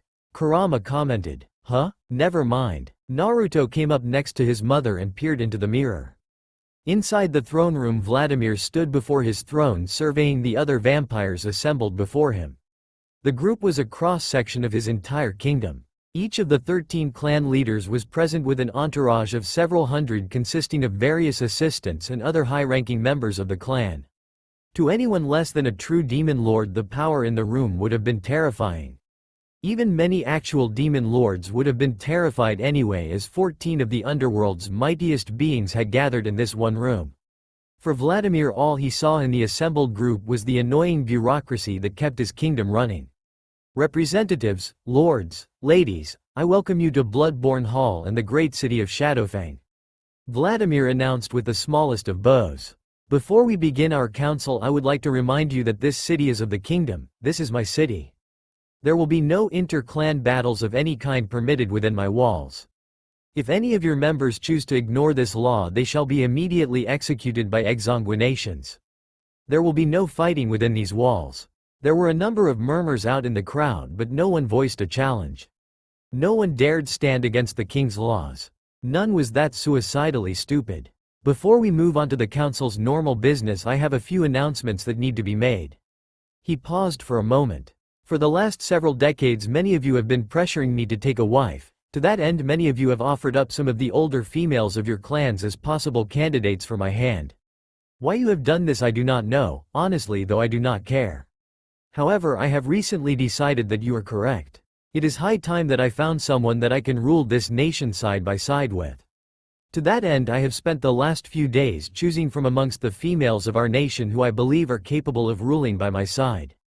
Out in the foyer, Sarah stepped up to the door and took a deep breath to calm her nerves. Inside the throne room, the king was chuckling internally as he watched a number of women amongst the crowd adjust their dresses or fix their hair in anticipation of becoming queen. Fools, he laughed mentally. I never said I had chosen from among those presented to me. I said I had chosen from amongst those who are capable. If you idiots paid as much attention to the world around you as you do yourselves, you might actually gain some of the power you crave so badly. Until then, you are just pathetic excuses for vampires. Let me introduce you to your new queen. Once more, many women amongst the crowd stirred, as if preparing themselves to hear their name being called. I now present the no-life queen, Sarah's Victoria. The hidden gong sounded again as the enormous doors of the throne room silently swung open. Sarah's entered like an approaching storm front, implacable and unstoppable. As she entered, she walked with all the poise and dignity she could muster. In doing so, her entire countenance changed from that of a cheery and fun-loving young woman to that of a proper queen. A cold mask of indifference beneath which raged endless fires of fury and passion. As she reached him, she began to bow, only to be stopped by his finger beneath her chin. He raised her head back up and looked her straight in the eyes. He then shocked her further by reaching down with his other hand to take hers. He then lifted it to his lips and kissed it softly. As he lowered her hand back to her side, he spoke in a whisper just loud enough to be heard around the entire room. You no longer need bow to anyone, my queen. Keeping her hand in his, he led her to stand at his left. He gazed back out into the crowd to see many faces contorted in anger. He grinned slightly as he thought, so who will be the first to protest? My lord, I must protest this action, called out a woman with golden yellow eyes, raven hair and tanned skin. Vladimir mentally rolled his eyes. I should have known it would be her. He spoke in a commanding yet somewhat bored tone. The throne recognizes Araya Kal, Lady of the Gangrel. My lord, you cannot take this woman to be your queen. She is of your blood as she was once your fledgling. As such, she cannot be your queen. Lady Araya shouted. The laws of the council clearly state that if a lord or lady is to take a partner, the partner must be of another clan. She is of your clan and thus cannot be your queen. Sarah's made a growling sound in the back of her throat as Lady Araya finished her speech. Vladimir motioned with his hand for her to be quiet. As he did, a deeply hooded figure emerged from the crowd and bowed. The Lady of the Gangrel does have a good point, my king, said the figure in a raspy voice. The throne recognizes Ramon Lethal, Lord of the Nosferatu. Vladimir intoned somewhat coldly. Ramon bowed again before speaking. My king, while I believe that the Lady Victoria would make an excellent queen of our nation, I find that I must agree with Lady Araya. The law does state then, should a clan leader feel the need to take a companion, the companion must be from another clan. In fact, you wrote the law almost 1,000 years ago in order to promote inter-clan relations. The king nodded sagely. True, I did write that law to promote peace between the clans, but I am not a member of a clan, am I? I am the king. If I took a companion from any one clan, it might be construed as favoritism.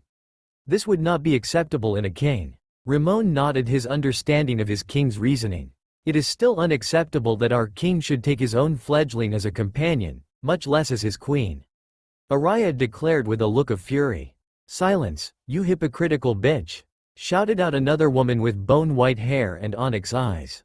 The throne recognizes Katharina Riiken, Lady of the Lasambre. Katharina bowed to her king before turning back to face a fuming Lady Araya. It is a well-known and socially accepted fact that many lords and ladies here turned humans for the sole purpose of making them their companions. You yourself are guilty of this twice over, as some here could attest. The two women glowered at each other in silence for a few moments before a man's voice interrupted their glorified staring contest. My brother and I agree with the Lady of the Lasambre both in defense of our king's actions and her statement regarding Lady Call's actions. He stepped out of the crowd revealing himself to be a young man wearing a white tuxedo with tousled blonde hair and electric blue eyes. Directly behind him stood another man in the same tuxedo, only he had straight black hair and emerald eyes. The throne recognizes Mikhail and Vladimir Call, lords of the clanless. Both bowed before the blue-eyed one spoke. Lords and ladies, let us cease this bickering over our king's decisions. Our king has, after so many years, found himself a suitable queen. We should be celebrating this fact, not arguing whether or not he can do it. As no one here could produce a legitimate reason Lady Victoria cannot be queen, let us cease this pointless debate and move on to more real matters. Thank you, Lord Mikhail. I appreciate your assistance in ending this foolish argument. The king announced with a sigh. As we have exhausted my patience on this matter, I now declare this matter closed to discussion. Once more there was a smattering of grumbles from around the room, but no one said anything. Before we move on to the more mundane council matters, I have one further announcement. Vladimir said matter-of-factly. It has recently come to my attention that I have lived an incredibly long count of years. I have walked the worlds for almost 8 millennia, and all that time I have been king. While I do not age, I grow increasingly weary of my crown and my throne. That is why I have chosen to share them with my queen. He sighed deeply and continued. As he did, his tone became more and more commanding. However, I have also decided that just sharing my throne is not enough. I am sure that someday I will tire of it entirely and will wish to give it up. For this reason I have chosen an heir, an eventual replacement for me who will one day inherit my position.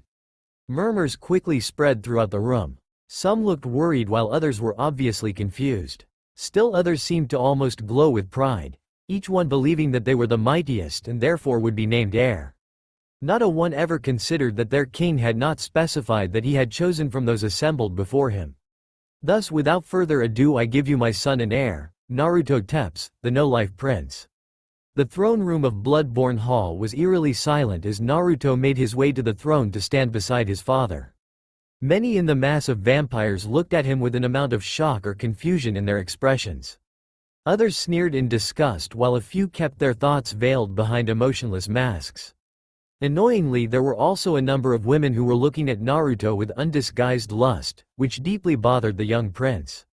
The uncomfortable silence continued until Naruto finally stopped walking as he stood to the side and slightly behind his father. Then the silence was broken like a dam as a plethora of voices clamored to be heard.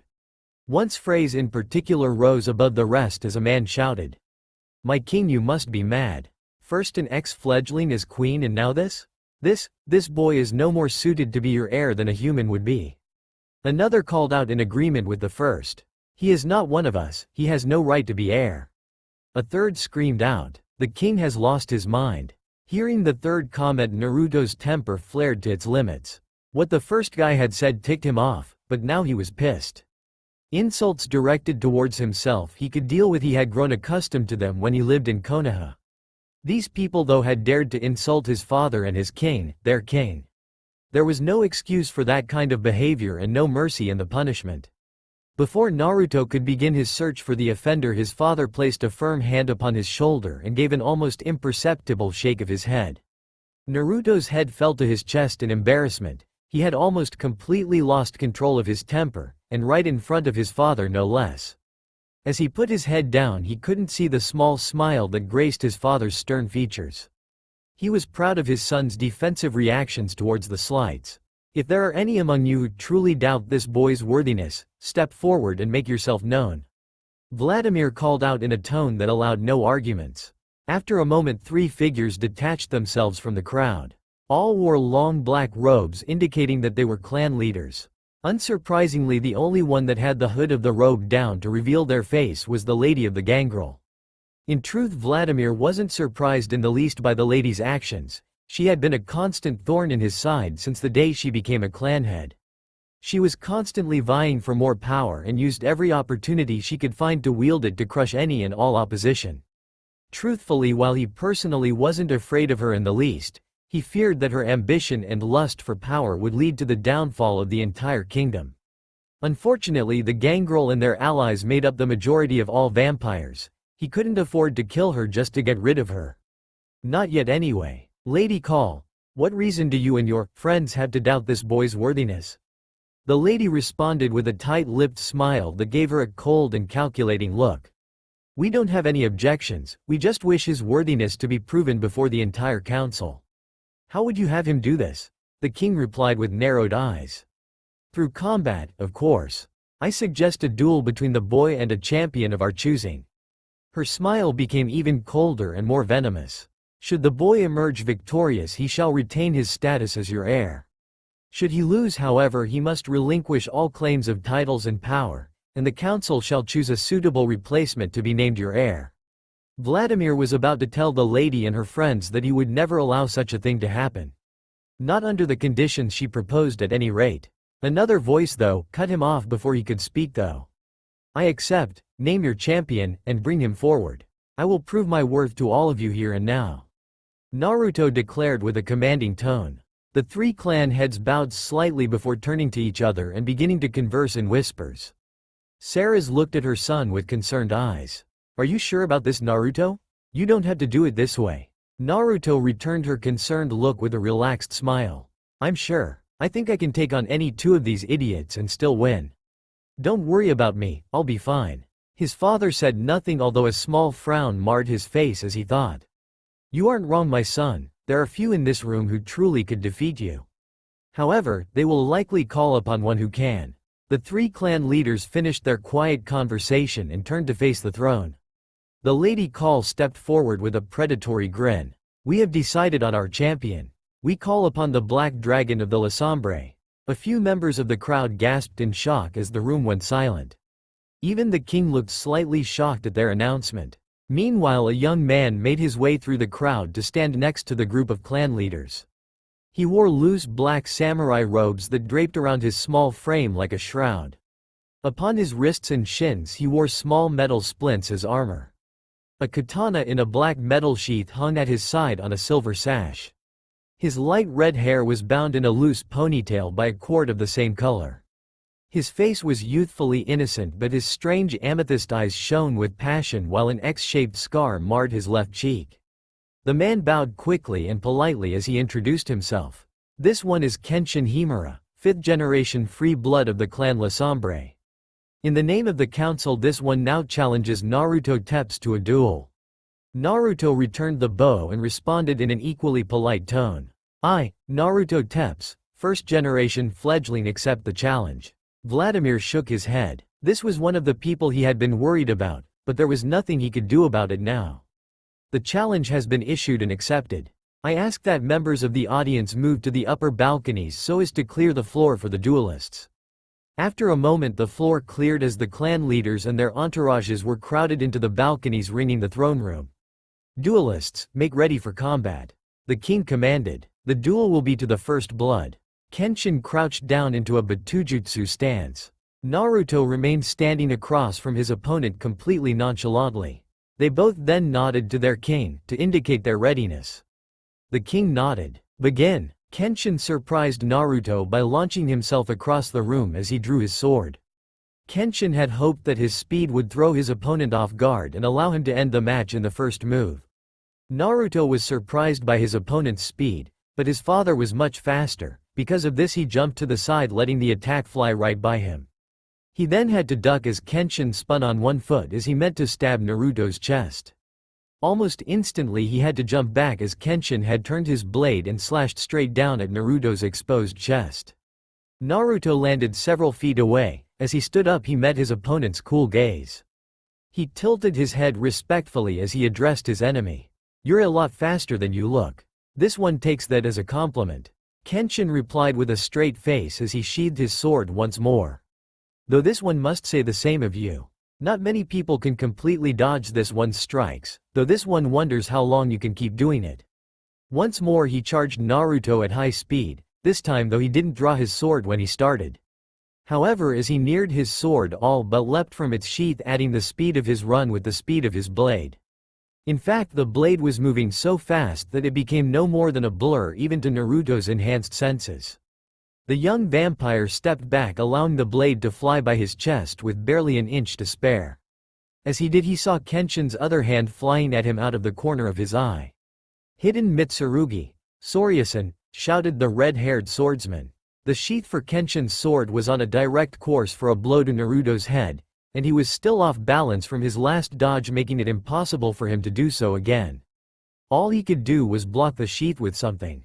Moving almost impossibly fast, Naruto's hand shot to his back to grab his weapon. In an instant, Crimson Moon had unfolded back to its true form. Using the haft, Naruto blocked Kenshin's swing. Using the momentum of Kenshin's own strike, Naruto spun the scythe in his hand, hoping to catch his enemy off guard under his chin with the counterweight on the back of the head. Unfortunately, Kenshin saw the incoming blow and jumped back several feet. Kenshin looked at Naruto with obvious curiosity and confusion. "Isn't a weapon like that a little big for you?" he commented. Naruto glanced quickly at his weapon and then shot Kenshin a conspiratorial smile. "Yeah, it would be too big for me, if I were human, that is. Since I'm not human though, I see no reason to be limited to what a human could use." "You make a good point," Kenshin replied, conceding the point. "Even so, wielding a weapon of that size will only slow you down with its weight. If you can't catch this one, you won't win. Is that so?" Naruto replied with a sly grin. "I guess I'll just have to prove you wrong then, won't I?" Kenshin watched as the younger vampire's grip on his weapon tightened. Surprisingly though, Naruto didn't attack. In fact, he didn't even move from where he was standing. Instead, he spun his scythe in his hand until the blade and the haft were parallel to the ground, while the spear point on the end of the haft was pointed squarely at Kenshin's heart. Smirking, Naruto fingered the large metal block in the center of the haft and closed around a small lever sticking out from the side. He yanked on it quickly, producing a small ch-chak sound, like that of a gun being loaded. "I hope you can dodge as fast as you can attack," Naruto said with a serious frown. "I'd prefer not to kill you if I can help it." His stance shifted forward as he lifted the head of the scythe into the air behind him. He took a deep breath and focused on his target. "Here I come, don't blink," he murmured. The tip of the scythe jerked a bit. A small puff of smoke appeared with a loud crack. Kenshin leapt to the side as Naruto rocketed towards him, trailing behind his scythe. Almost instantly, his warrior instinct told him to jump. As he did, he saw Naruto hurtle back the other way, right through the space he had just vacated. While in midair, Kenshin was able to see Naruto catch one of the many pillars around the edge of the room and use it to change directions. The boy landed in a roll that brought him to a halt just a few feet from where Kenshin landed. Without waiting for the boy to regain his footing, Kenshin charged him at full speed. As he neared his still crouched opponent, he used Batujutsu in the hopes of ending the duel in one final move. Unexpectedly, his blade encountered the black metal shaft of the scythe, halting his attack. With another ear-ringing crack, the massive weapon suddenly lurched with massive force, knocking both the sword and its wielder back several feet. Seeing an opening in the swordsman's guard for the first time, Naruto seized the opportunity and attacked. He spun, he slashed, he stabbed, he clubbed, he even tried to shoot his opponent, but nothing connected. The red-haired swordsman met every attack he could with his blade. Those he couldn't, he dodged like it was natural. This continued for almost a minute until, after one particularly brutal exchange, the two combatants separated, looking as if nothing had happened. As he watched for his opponent's next move, Naruto was laughing internally. "Man, this guy is good, I mean really good. Granted, he's not as good as Dad, but still, he's something else. Even with the recoil strikes, I can't break through his guard, and I'm having to do all I can to not get smashed by his counterattacks. This guy is one hell of a swordsman. If you're done ogling your opponent like an idiot, I would suggest you do something. In case you've forgotten, we have a duel to win." Kurama growled from the recesses of the young vampire's mind. "I'm well aware of what I need to do, Fluffy," Naruto replied with a slight snarl. "Since you obviously haven't been paying attention, I can't hit the dude. It makes it kinda hard to make him bleed and thus win if I can't even land a blow on him. You know you don't actually have to hit him to make him bleed, you dunce." Kurama muttered darkly. "What do you mean I don't have to hit him? Of course I have to hit him," Naruto mentally shouted in reply. "I just haven't figured out how yet. He keeps blocking me or dodging my strikes every time I attack." Then stop using your weapon, ya twit, sighed the fox. Then what would I do? Use my fists? Are you trying to make me lose? Naruto replied angrily. Deep within Naruto's mindscape, a 100-foot-tall fox slammed his head against a wall repeatedly in frustration. You're a vampire, you freaking moron. Kurama roared. Use your magic, or your shadow, or something. I refuse to work with a vampire who would lose to someone 4 generations below them. Seriously, it would ruin my reputation. Geez, you don't have to be so friggin' loud, you overgrown plush toy. Naruto yelled in reply. Contrary to what you may think, I'm well aware of the fact that I could use something besides my weapon. It just doesn't seem fair to me. Whatever Kurama was going to say in reply was forestalled by their opponent charging at them once more. Naruto managed to block Kenshin's blade at the last moment. Surprisingly though, the swordsman didn't try and push through Naruto's guard. Instead, he spun to the side and withdrew his blade. Hidden Mitsurugi, Ryukansen. With a jolt, Naruto realized what his opponent was doing. Kenshin had struck Naruto's guard purposely to get him distracted. He had spun to add centrifugal force to the blow that was about to land on his unprotected back if he didn't do something about it. Thus he used Crimson Moon as a pull to vault himself away from his enemy. As he landed though, he saw Kenshin advancing to attack again. Hidden Mitsurugi, Ryusosen. Kenshin struck out with a barrage of lightning-fast blows. Using his scythe like he would a quarterstaff, Naruto managed to block them all. Even so, he was thoroughly shaken by the power and the ferocity behind each strike. Kenshin saw that Naruto was still a bit off balance from the last attack and took the chance to strike again. He shot towards his opponent and stopped in a crouch a mere foot away. Hidden Mitsurugi, Rishozen. Kenshin sprang up from his crouch like a rocket. He held his blade out in front of himself with the blade towards the sky. On instinct, Naruto leaned back just a few inches. As the blade and its wielder flew by, Naruto realized that if he hadn't leaned back, Kenshin's blade would have sunk deep into the soft tissues of his throat. Unfortunately, he didn't get the chance to make use of his momentary reprieve. Hidden Mitsurugi, Ryutsusen. Kenshin was coming back down like a meteor with his blade in the lead. He had focused all his weight and strength into his sword as it fell towards Naruto like a guillotine. Naruto knew that even with his speed, that if he tried to jump to safety there was no way he would make it. Thus he fired Crimson Moon twice and allowed himself to be launched across the room by the recoil. Even so, Kenshin's blade nicked the sole of his shoe. Another spontaneous pause in the combat occurred as the two rose from their respective landings. Locking eyes, the two stared at each other, each trying to guess his opponent's next move and come up with a way to counter it. Hey, fuzzball, you awake in there? Naruto mentally called. Of course I'm awake, ya jerk. With all the banging around you're doing, it's like there's an earthquake in here, so of course I'm awake. Kurama replied testily. Well, excuse me if I messed up your nap. Look, I'm going to need you to shield me the next time he attacks, then you'll counterattack.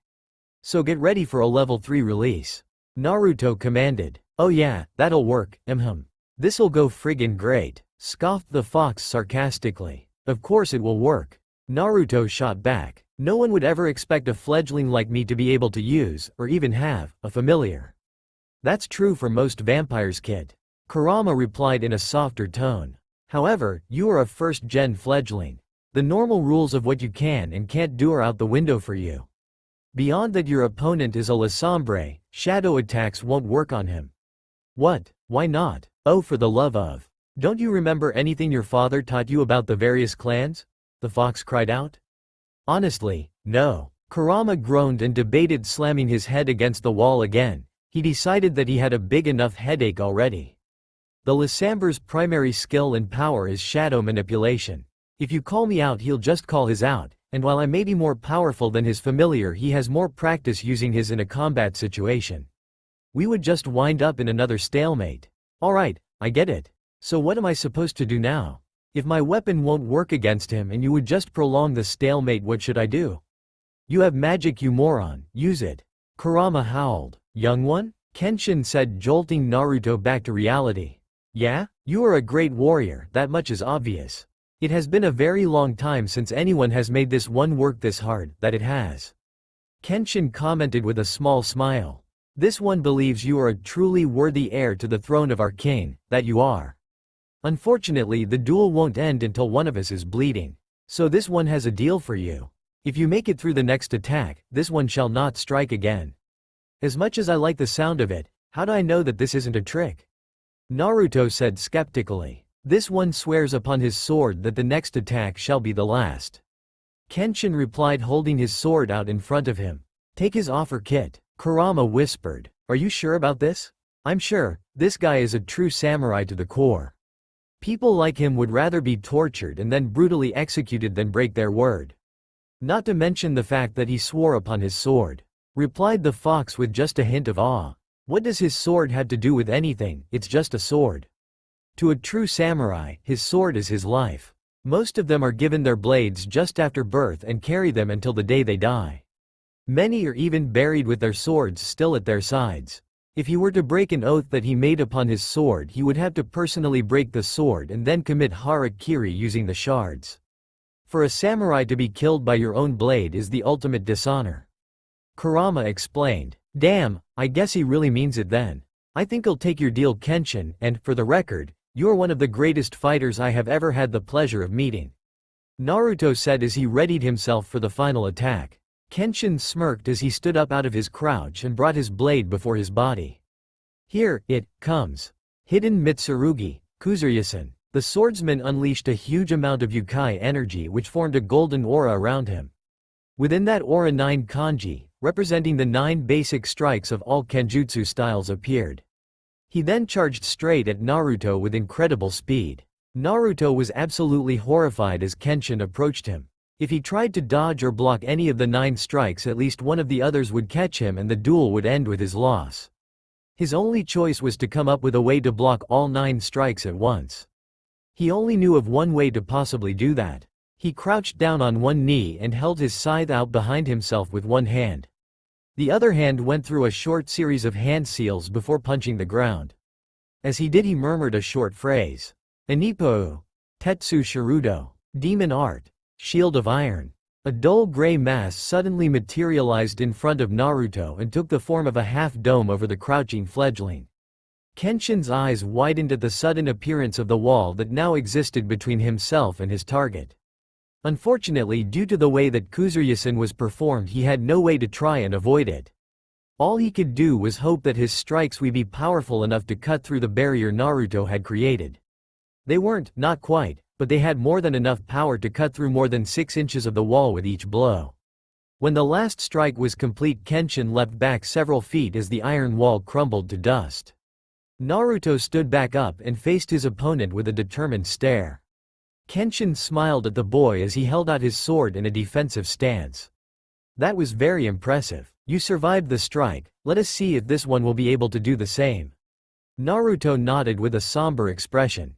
As he did, his left hand once more began to form hand signs. When his hand stopped, he sucked in a huge breath.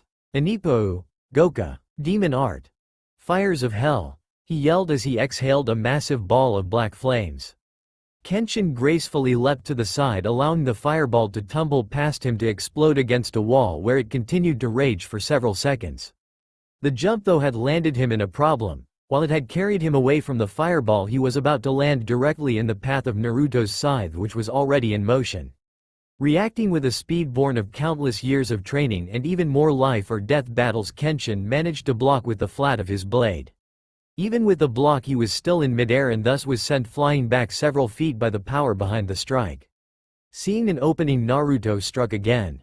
Using the scythe like a vaulting pole, he leapt over Kenshin before firing the weapon to add extra power to a devastating spin strike.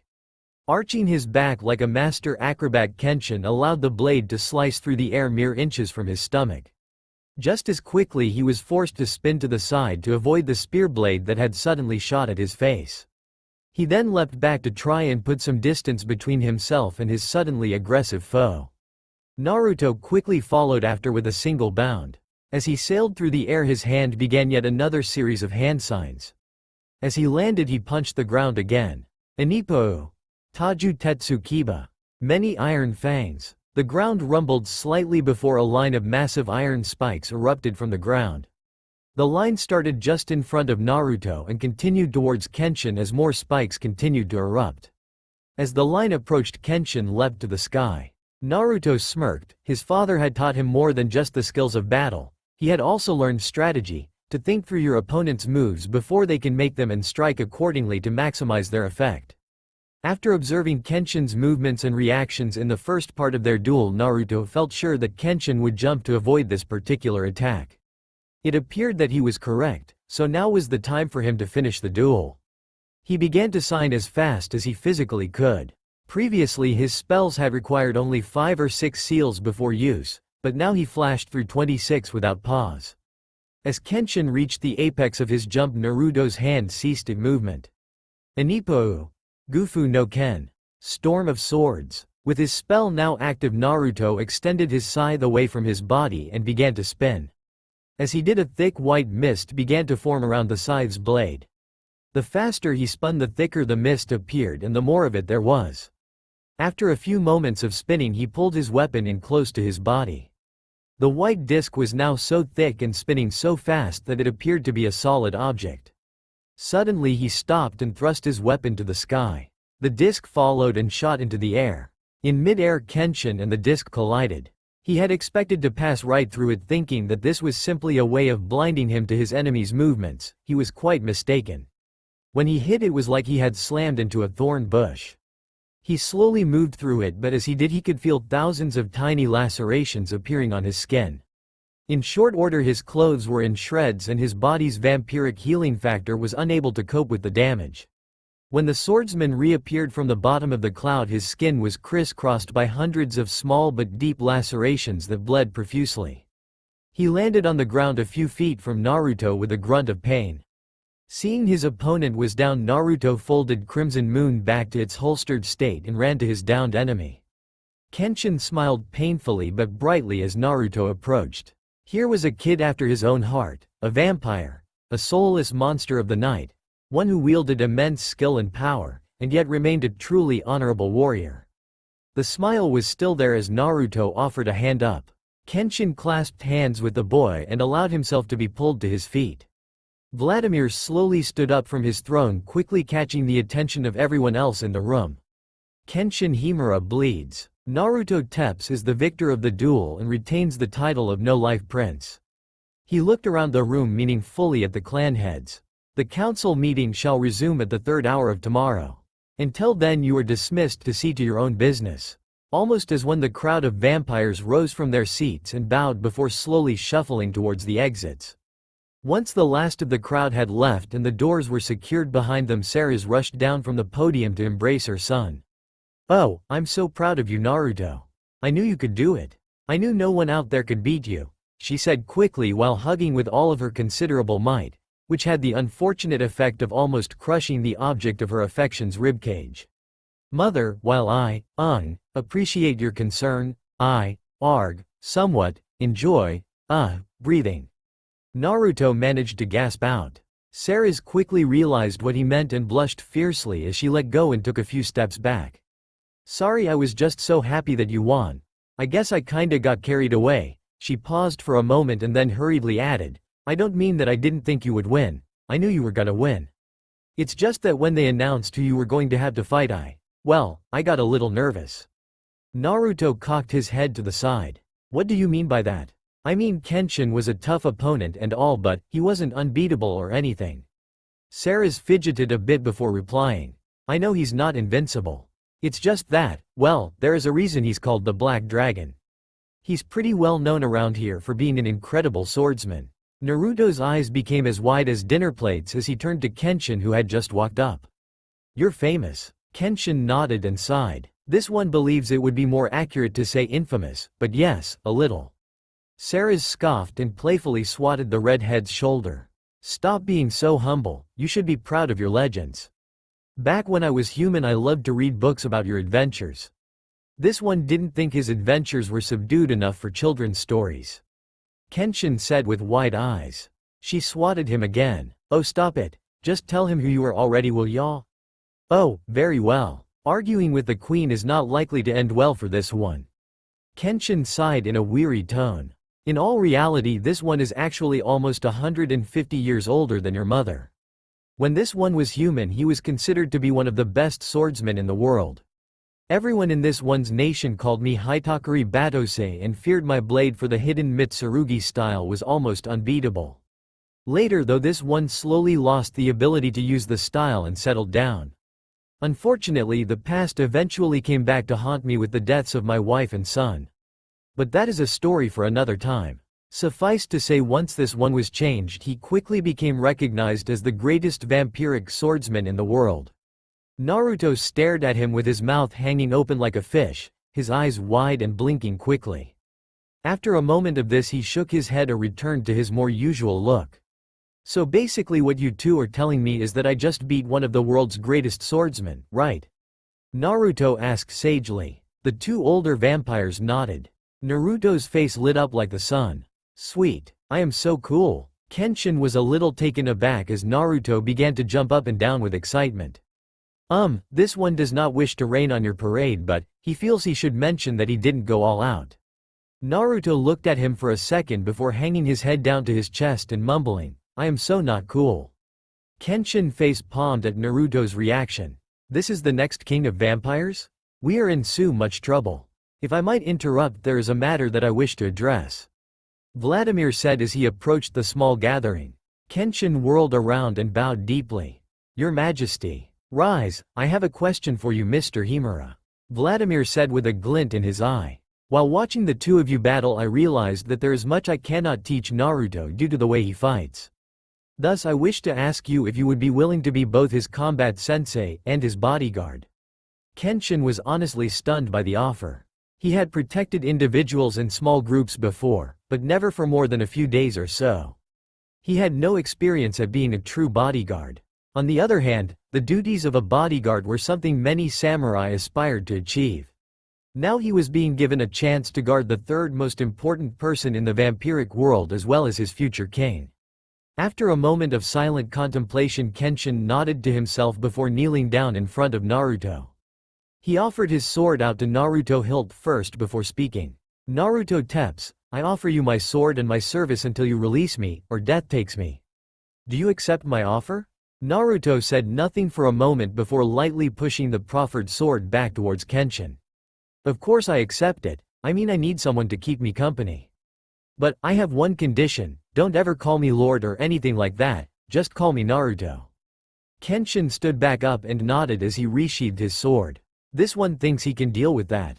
Good, cuz if you kept saying my lord and bowing to me every time we talked, I'm pretty sure I would go crazy. Vladimir chuckled in his deep voice. It is good to see you two are already getting along so well. Kenshin, you may have the room across the hallway from Naruto's. I have heard it is hard to defend someone from a mile away. Kenshin laughed lightly. That is true, that it is. The newly minted bodyguard then whirled around and grabbed Naruto by the cowl of his jacket and began to drag him away. Come along, there is a lot of training yet to do, and little time to do it in, that there is not. Kenshin said in a disturbingly cheerful voice. Naruto couldn't help but shudder as memories of his last training session appeared in his mind. After training for many hours with Kenshin, two thoughts dominated Naruto's weary mind as he made his way to his coffin. Firstly, Kenshin was a slave driver when it came to training. Not as bad as his dad of course, but he was pretty sure he was going to have several nightmares about a certain waterfall, a certain pointed stick and that damn rabbit. It was bad enough that they had dueled each other earlier in the day, but then he had trained with the same dude. He was sore in places that he didn't even know he had. And considering all the stuff he had found while training the first time, that was pretty disturbing. The other thing that he was sure of was that he was homesick. He loved being with this new family that loved him, but he just felt there was something missing. As much as he hated to admit it, there was a part of him that wanted to go back to Konoha. Not so much because he missed the town, more because he missed some of the people there. He shook his head to clear his mind of such thoughts as he lowered himself into the coffin. Which in all reality was more like a bed with a lid and walls than something to bury the dead in, but that might have just been his. After a few more minutes he was sound asleep. Time passed and Naruto found himself standing in the Hokage's office. Just like he remembered, the old man, the Sandaime Hokage, sat at the desk filling out paperwork and grumbling to himself. Naruto smiled at the sight of the old man who had helped him so many times throughout his life. Part of him wanted to go and talk to him, but he knew this was a dream, so it wouldn't do any good. So he just stood around and hummed a little ditty to himself as he waited for the dream to progress. Finally, just after he finished his little ditty, there was a loud knock at the door. "Thank Kami, a distraction." The old man grumbled before calling out, "Come in." In walked a man who made Naruto's blood run hot and cold at the same time, Hiyashi Hyuga, or as Naruto liked to think of him, the head Hyuga asshole. As head of the prestigious and powerful Hyuga clan, Hiyashi wielded tremendous political power, which he wielded with almost disturbing efficiency. Even though he wasn't supposed to, Naruto knew that many times it had been Hiyashi who had incited the mobs who would then hunt Naruto down. Other times he would command a member of the branch family to attempt to kill Naruto outright, and when they failed he would execute them himself without a second thought. The thing that Naruto hated the most about the man wasn't any of that, it was the way he treated his daughter, Hinata. If Naruto was to be completely honest, one would discover that he had actually had a crush on Hinata for a long time. Of course she didn't know that because he was terrified of getting close to her. He was afraid that if he told her how he felt she would get hurt by the people who hated him as well as her family. As much as he loved her, he refused to let her get hurt because of him. "Ah, Hiyashi-san, how good to see you on this fine day. Have a seat," said the Hokage with a level of professional courtesy. Naruto knew the old man wasn't Hiyashi's biggest fan either. "Thank you for seeing me on such short notice, Hokage-sama," Hiyashi replied in a flat voice. "It is no problem at all. So what may I do for you?" the old man asked. "I wish to speak of something pertaining to my daughter," Hiyashi said in his irritatingly formal way. "Which daughter would we be speaking about?" "Hinata of Hanabi." "Hinata. I see, and what specifically did you wish to speak about regarding Hinata?" "I wish to have her removed from the ninja academy," Hiyashi replied calmly as if he had just said something totally normal. "May I ask to hear the reason why you have decided to remove your daughter from the ninja program?" the Hokage asked in a somewhat peeved tone. "After a long series of debates and discussions, the elders of the clan and myself have decided that the life of a kunoichi is far too dangerous for the likes of a clan heiress," Hiyashi answered emotionlessly. "It is our belief that she is not suited for such a life, as she is not mentally or physically strong enough to survive for long." "What do you mean she's not strong enough?" "She's a hell of a lot stronger than you think she is, asshole. And she'd be even stronger if you actually cared about her as much as you do your fucking image." Naruto silently raged. The Hokage steepled his fingers in thought as he responded. "You make a very goose point, Hiyashi-san." "What? Oh come on, old man. You know just as well as I do how he treats her. He would rather be forced to commit suicide than accept her true strength," Naruto begged. "However, I am afraid that I cannot remove her from our academy at this time," the Hokage continued with a nearly invisible smirk. "Due to the disappearance of Naruto Uzumaki, your daughter's class has only enough students to form 6 teams if we assume all students pass. If I remove your daughter, we won't have enough for full teams and we'll have to hold some students back a year. Unless we have a few join the class late, I am afraid I'm unable to remove anyone from the class." "Oh yeah, take that, Hiyashi. Score 1 for Hinata-chan," Naruto shouted as he began to dance around the room. Hiyashi's expression was totally unruffled as he stood up from his chair and bowed. "I understand, and I thank you for your time, Hokage-sama." Hiyashi quietly slipped out the door before the old Hokage could reply. The old warrior sat down heavily with an audible sigh of weariness. He sat and rubbed at his temples for a moment before looking at the door that led to the balcony outside. "You can come in now, Hinata, he's gone, I promise," he said quietly. The door opened slowly and silently as Hinata entered the office. As usual, she wore a thick white coat and tight lavender leggings. Tear tracks glistened down her porcelain cheeks as she quietly sobbed. "I didn't mean to eavesdrop Hokage SS-sama," she said quietly. "It's quite all right, my dear, I understand. You just wanted to know what we were talking about," the old man replied with a kind smile. She nodded. "Why does he me so much? Am I really that weak?" The old man smiled softly and pulled her into an embrace as he spoke. "No, you're not weak at all. Your father just thinks strength comes from your ability to fight, but I know it is so much more than just that. He can't see your strength yet, but one day, he will." Thank you, Hokage-sama. I have one question though. "Yes, what's the question?" "Have you found out when NN Naruto-kun will be back yet? As she asked this, a very obvious blush appeared on her cheeks. The Hokage regarded her with downcast eyes. "I'm sorry my dear, but I haven't been able to find out anything about where he went or when he might be back. But I'm sure that wherever he is he would be glad to know that you are worried about him." "Damn right I am," Naruto said with a sharp nod. "Especially since it's her." "Hey, hold on a second here. If she's worried about me, that means she cares about me. And if she cares about me, that means she likes me." "Oh, that's okay. If you find out anything, well, why you let me know?" Hinata asked with a hopeful expression. "Of course I will. If I find out anything about Naruto, you'll be the first to know, I promise," he replied with a tight-lipped smile. Hinata thanked the old man politely before exiting just as quietly as she had entered. Once the door closed behind her, the old Hokage sighed deeply and leaned back in his chair. "Naruto," he thought out loud, "wherever you are, I hope you come home soon, if only for a short time. Many people around here miss you terribly, I'm one of them. We just want to know you're safe and happy." He shook his head quickly to clear his mind before hunching back over the desk to keep working on his paperwork. That didn't prevent Naruto from seeing the single tear that slowly made its way down his wrinkled face. Seeing that tear, Naruto made two important decisions. Firstly, he was going to find a way to go back to Konoha to tell the old man that he was okay. More importantly though, he decided that one day he would go back to Konoha and stay there for a while.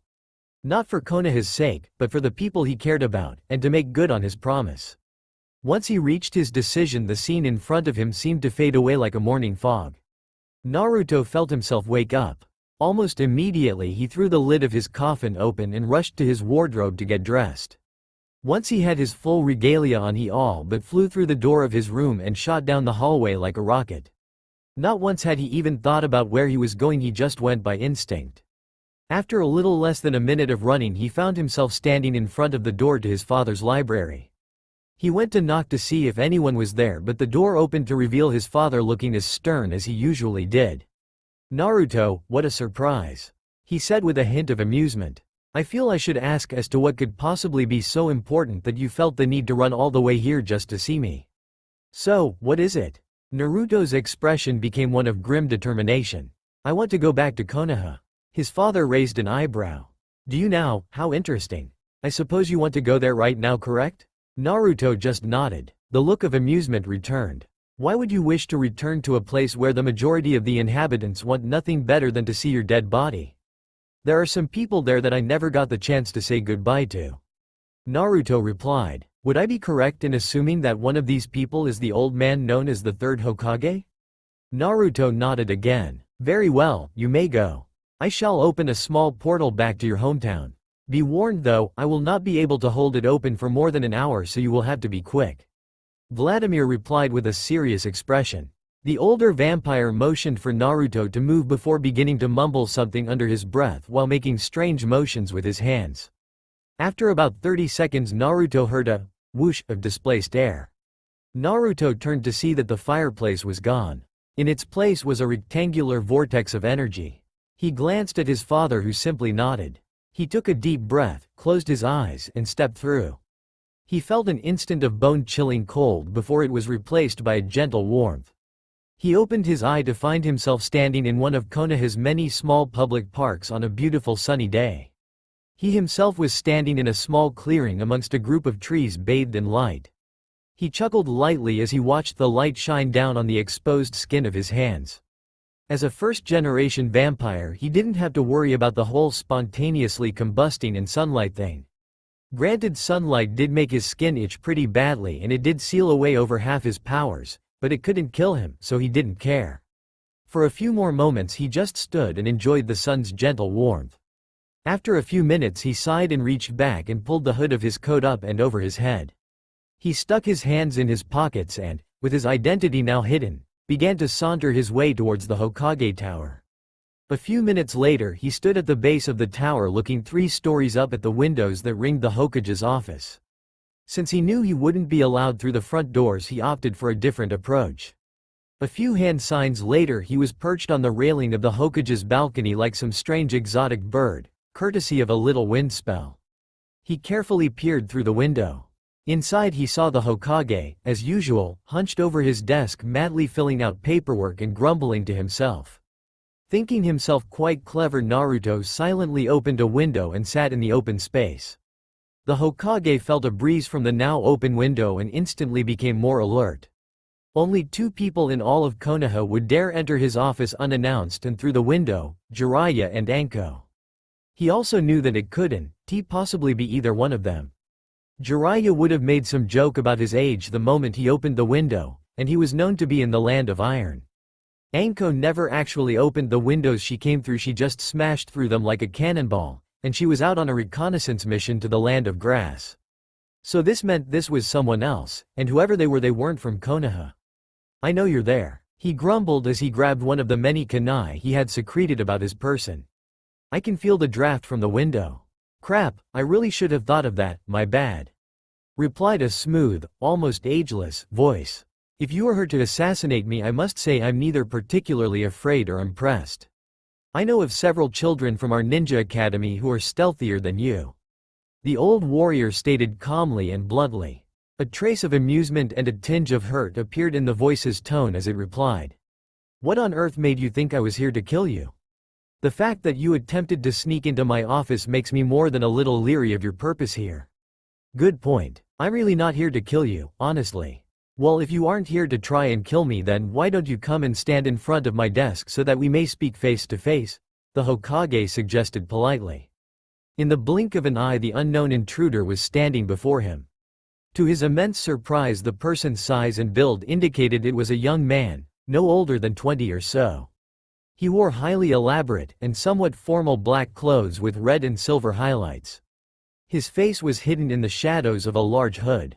"I must say that for a shinobi you have quite an ornate wardrobe," the Hokage commented with a small chuckle. "I will take that as a compliment, Lord Hokage. However, you of all people should know that I am no shinobi," the intruder said with a hint of annoyance. "You say that as if you believe I should recognize you. Yet you wear a hood to hide your face in shadow," the old man replied. "Sorry, I forgot I had this on." The intruder quickly tugged the hood back, revealing an angular face, long silver hair, and bright sapphire eyes. "Is this better? While I do feel more comfortable now that I can see your face, I must admit that your face is unfamiliar to me." The intruder's shoulders and head slumped as if saddened by the older man's response. "You really don't recognize me? At all? I'm afraid that I can't say I do." A look of absolute depression settled on the young man's face. "Well, I guess I have changed a bit, but I had hoped you would at least recognized my eyes, old man." Hearing the intruder's comment, the old man grew curious and took a second look into the other's eyes. At first they appeared to be just a normal pair of bright blue eyes. As the Hokage looked a little more carefully, he saw more than just the color. He saw they weren't bright just because of their color, but also because of the boundless energy and emotion they contained. But there was something else as well. Deep down he saw loneliness and pain, horrible, unspeakable pain that could never be forgotten or healed. A memory came to the front of the old man's mind. An image of a little blonde-haired troublemaker calling him old man in the same teasing manner as the intruder had, and staring up at him with those same pain-filled, yet somehow undimmed, blue eyes. A boy who had vanished over 8 months previously. "It can't be, you can't." The old man peered at the intruder with hopeful eyes.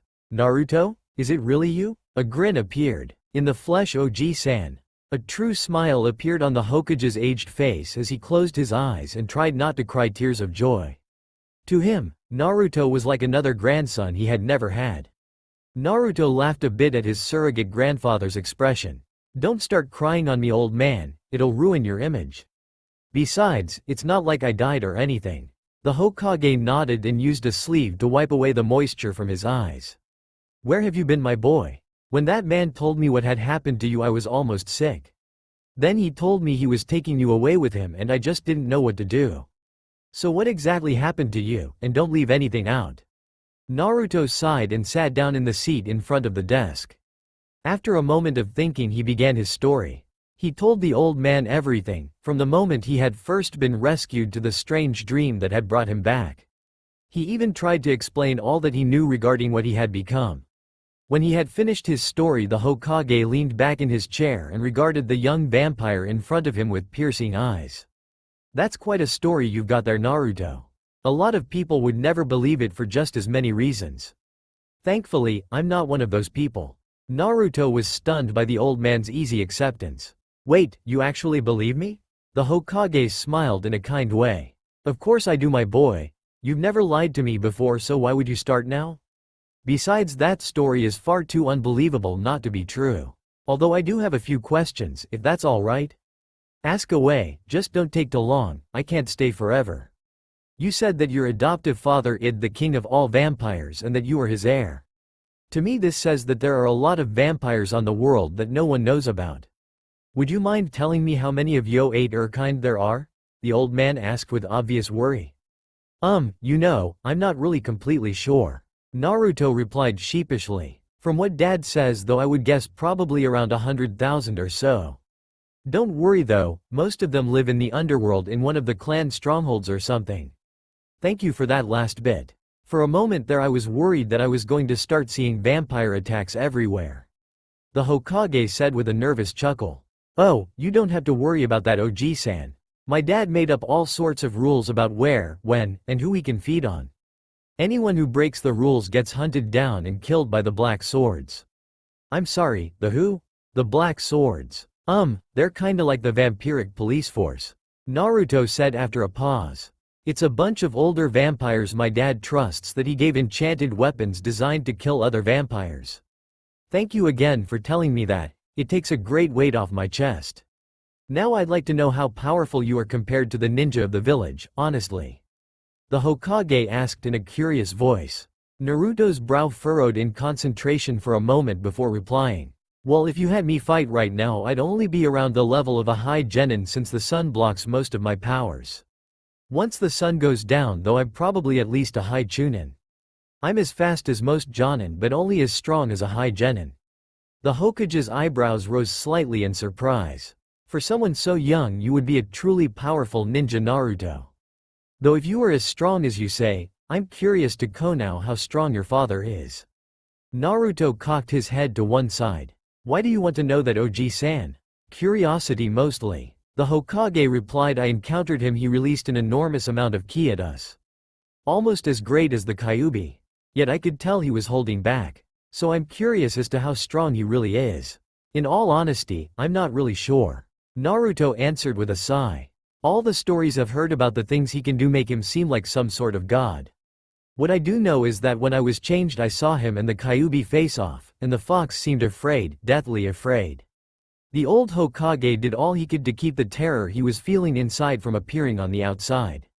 The Kyuubi was the strongest of the Biju, any one of which could crush hundreds of shinobi with ease. Yet according to Naruto, his adoptive father, the one that had called himself Alucard, was much, much more powerful than any of the Biju. A truly terrifying thought for a man who had seen the devastation the Kyuubi had caused firsthand. Shaking his head once more to clear away the dark thoughts, the old man sighed and prepared to ask his most important question. The only one he was actually afraid to ask for fear of Naruto's answer. This is my last question. Naruto, will you ever come back to Konoha? I mean, to stay? Naruto looked down into his lap without answering.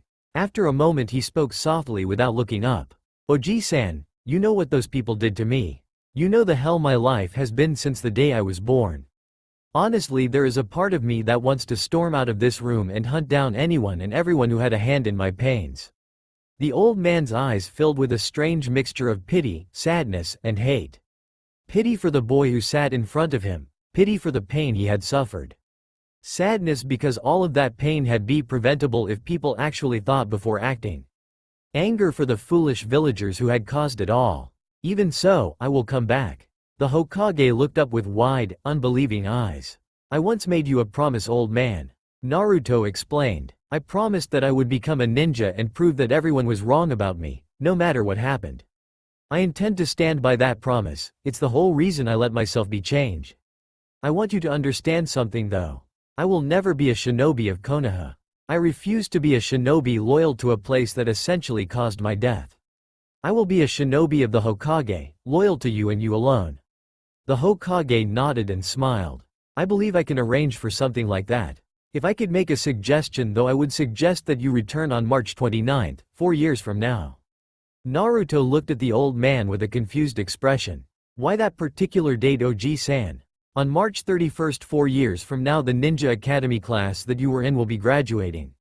That would give you 2 days to settle in before taking the test. Why do I even need to take the stupid test? Unfortunately, there are certain rules that even I can't break or go around. One of them states that anyone who wishes to become a shinobi within Konoha must pass the genin exam of the Konoha Academy. Naruto sighed in annoyance but nodded his understanding. Alright then, my family and I will arrive in Konoha on March 29th, 4 years from now. He then stood up from the chair and spoke to the room. Father, I am ready to come home, please open the portal. With a hiss of displaced air, the rectangle of swirling energy appeared in front of the door. Naruto bowed and walked toward it but stopped just in front of it. Oji-san, could you do me one last favor? Of course. Tell Hinata that I truly love her, I always will, and I will see her again soon. Until then she has to stay strong and keep going, no matter what anyone tells her. Will you tell her that for me, please? Naruto asked softly. I will give her your message personally, I promise. Thank you Oji-san, for everything. Naruto said with a nod before stepping into the portal which snapped shut behind him. The old man reached into his desk and pulled out his pipe. After stuffing and lighting it, he leaned back in his chair and puffed on it a few times. 4 years, he thought as he pulled deeply from his pipe. 4 years until all the idiots in this village will be forced to see the mistake they made all those years ago. A predatory smile appeared on his face as he leaned forward in the chair and let the smoke stream out his nose. I guess I can wait that long. That's all for now. If you enjoy this video, then please like, share and do comments.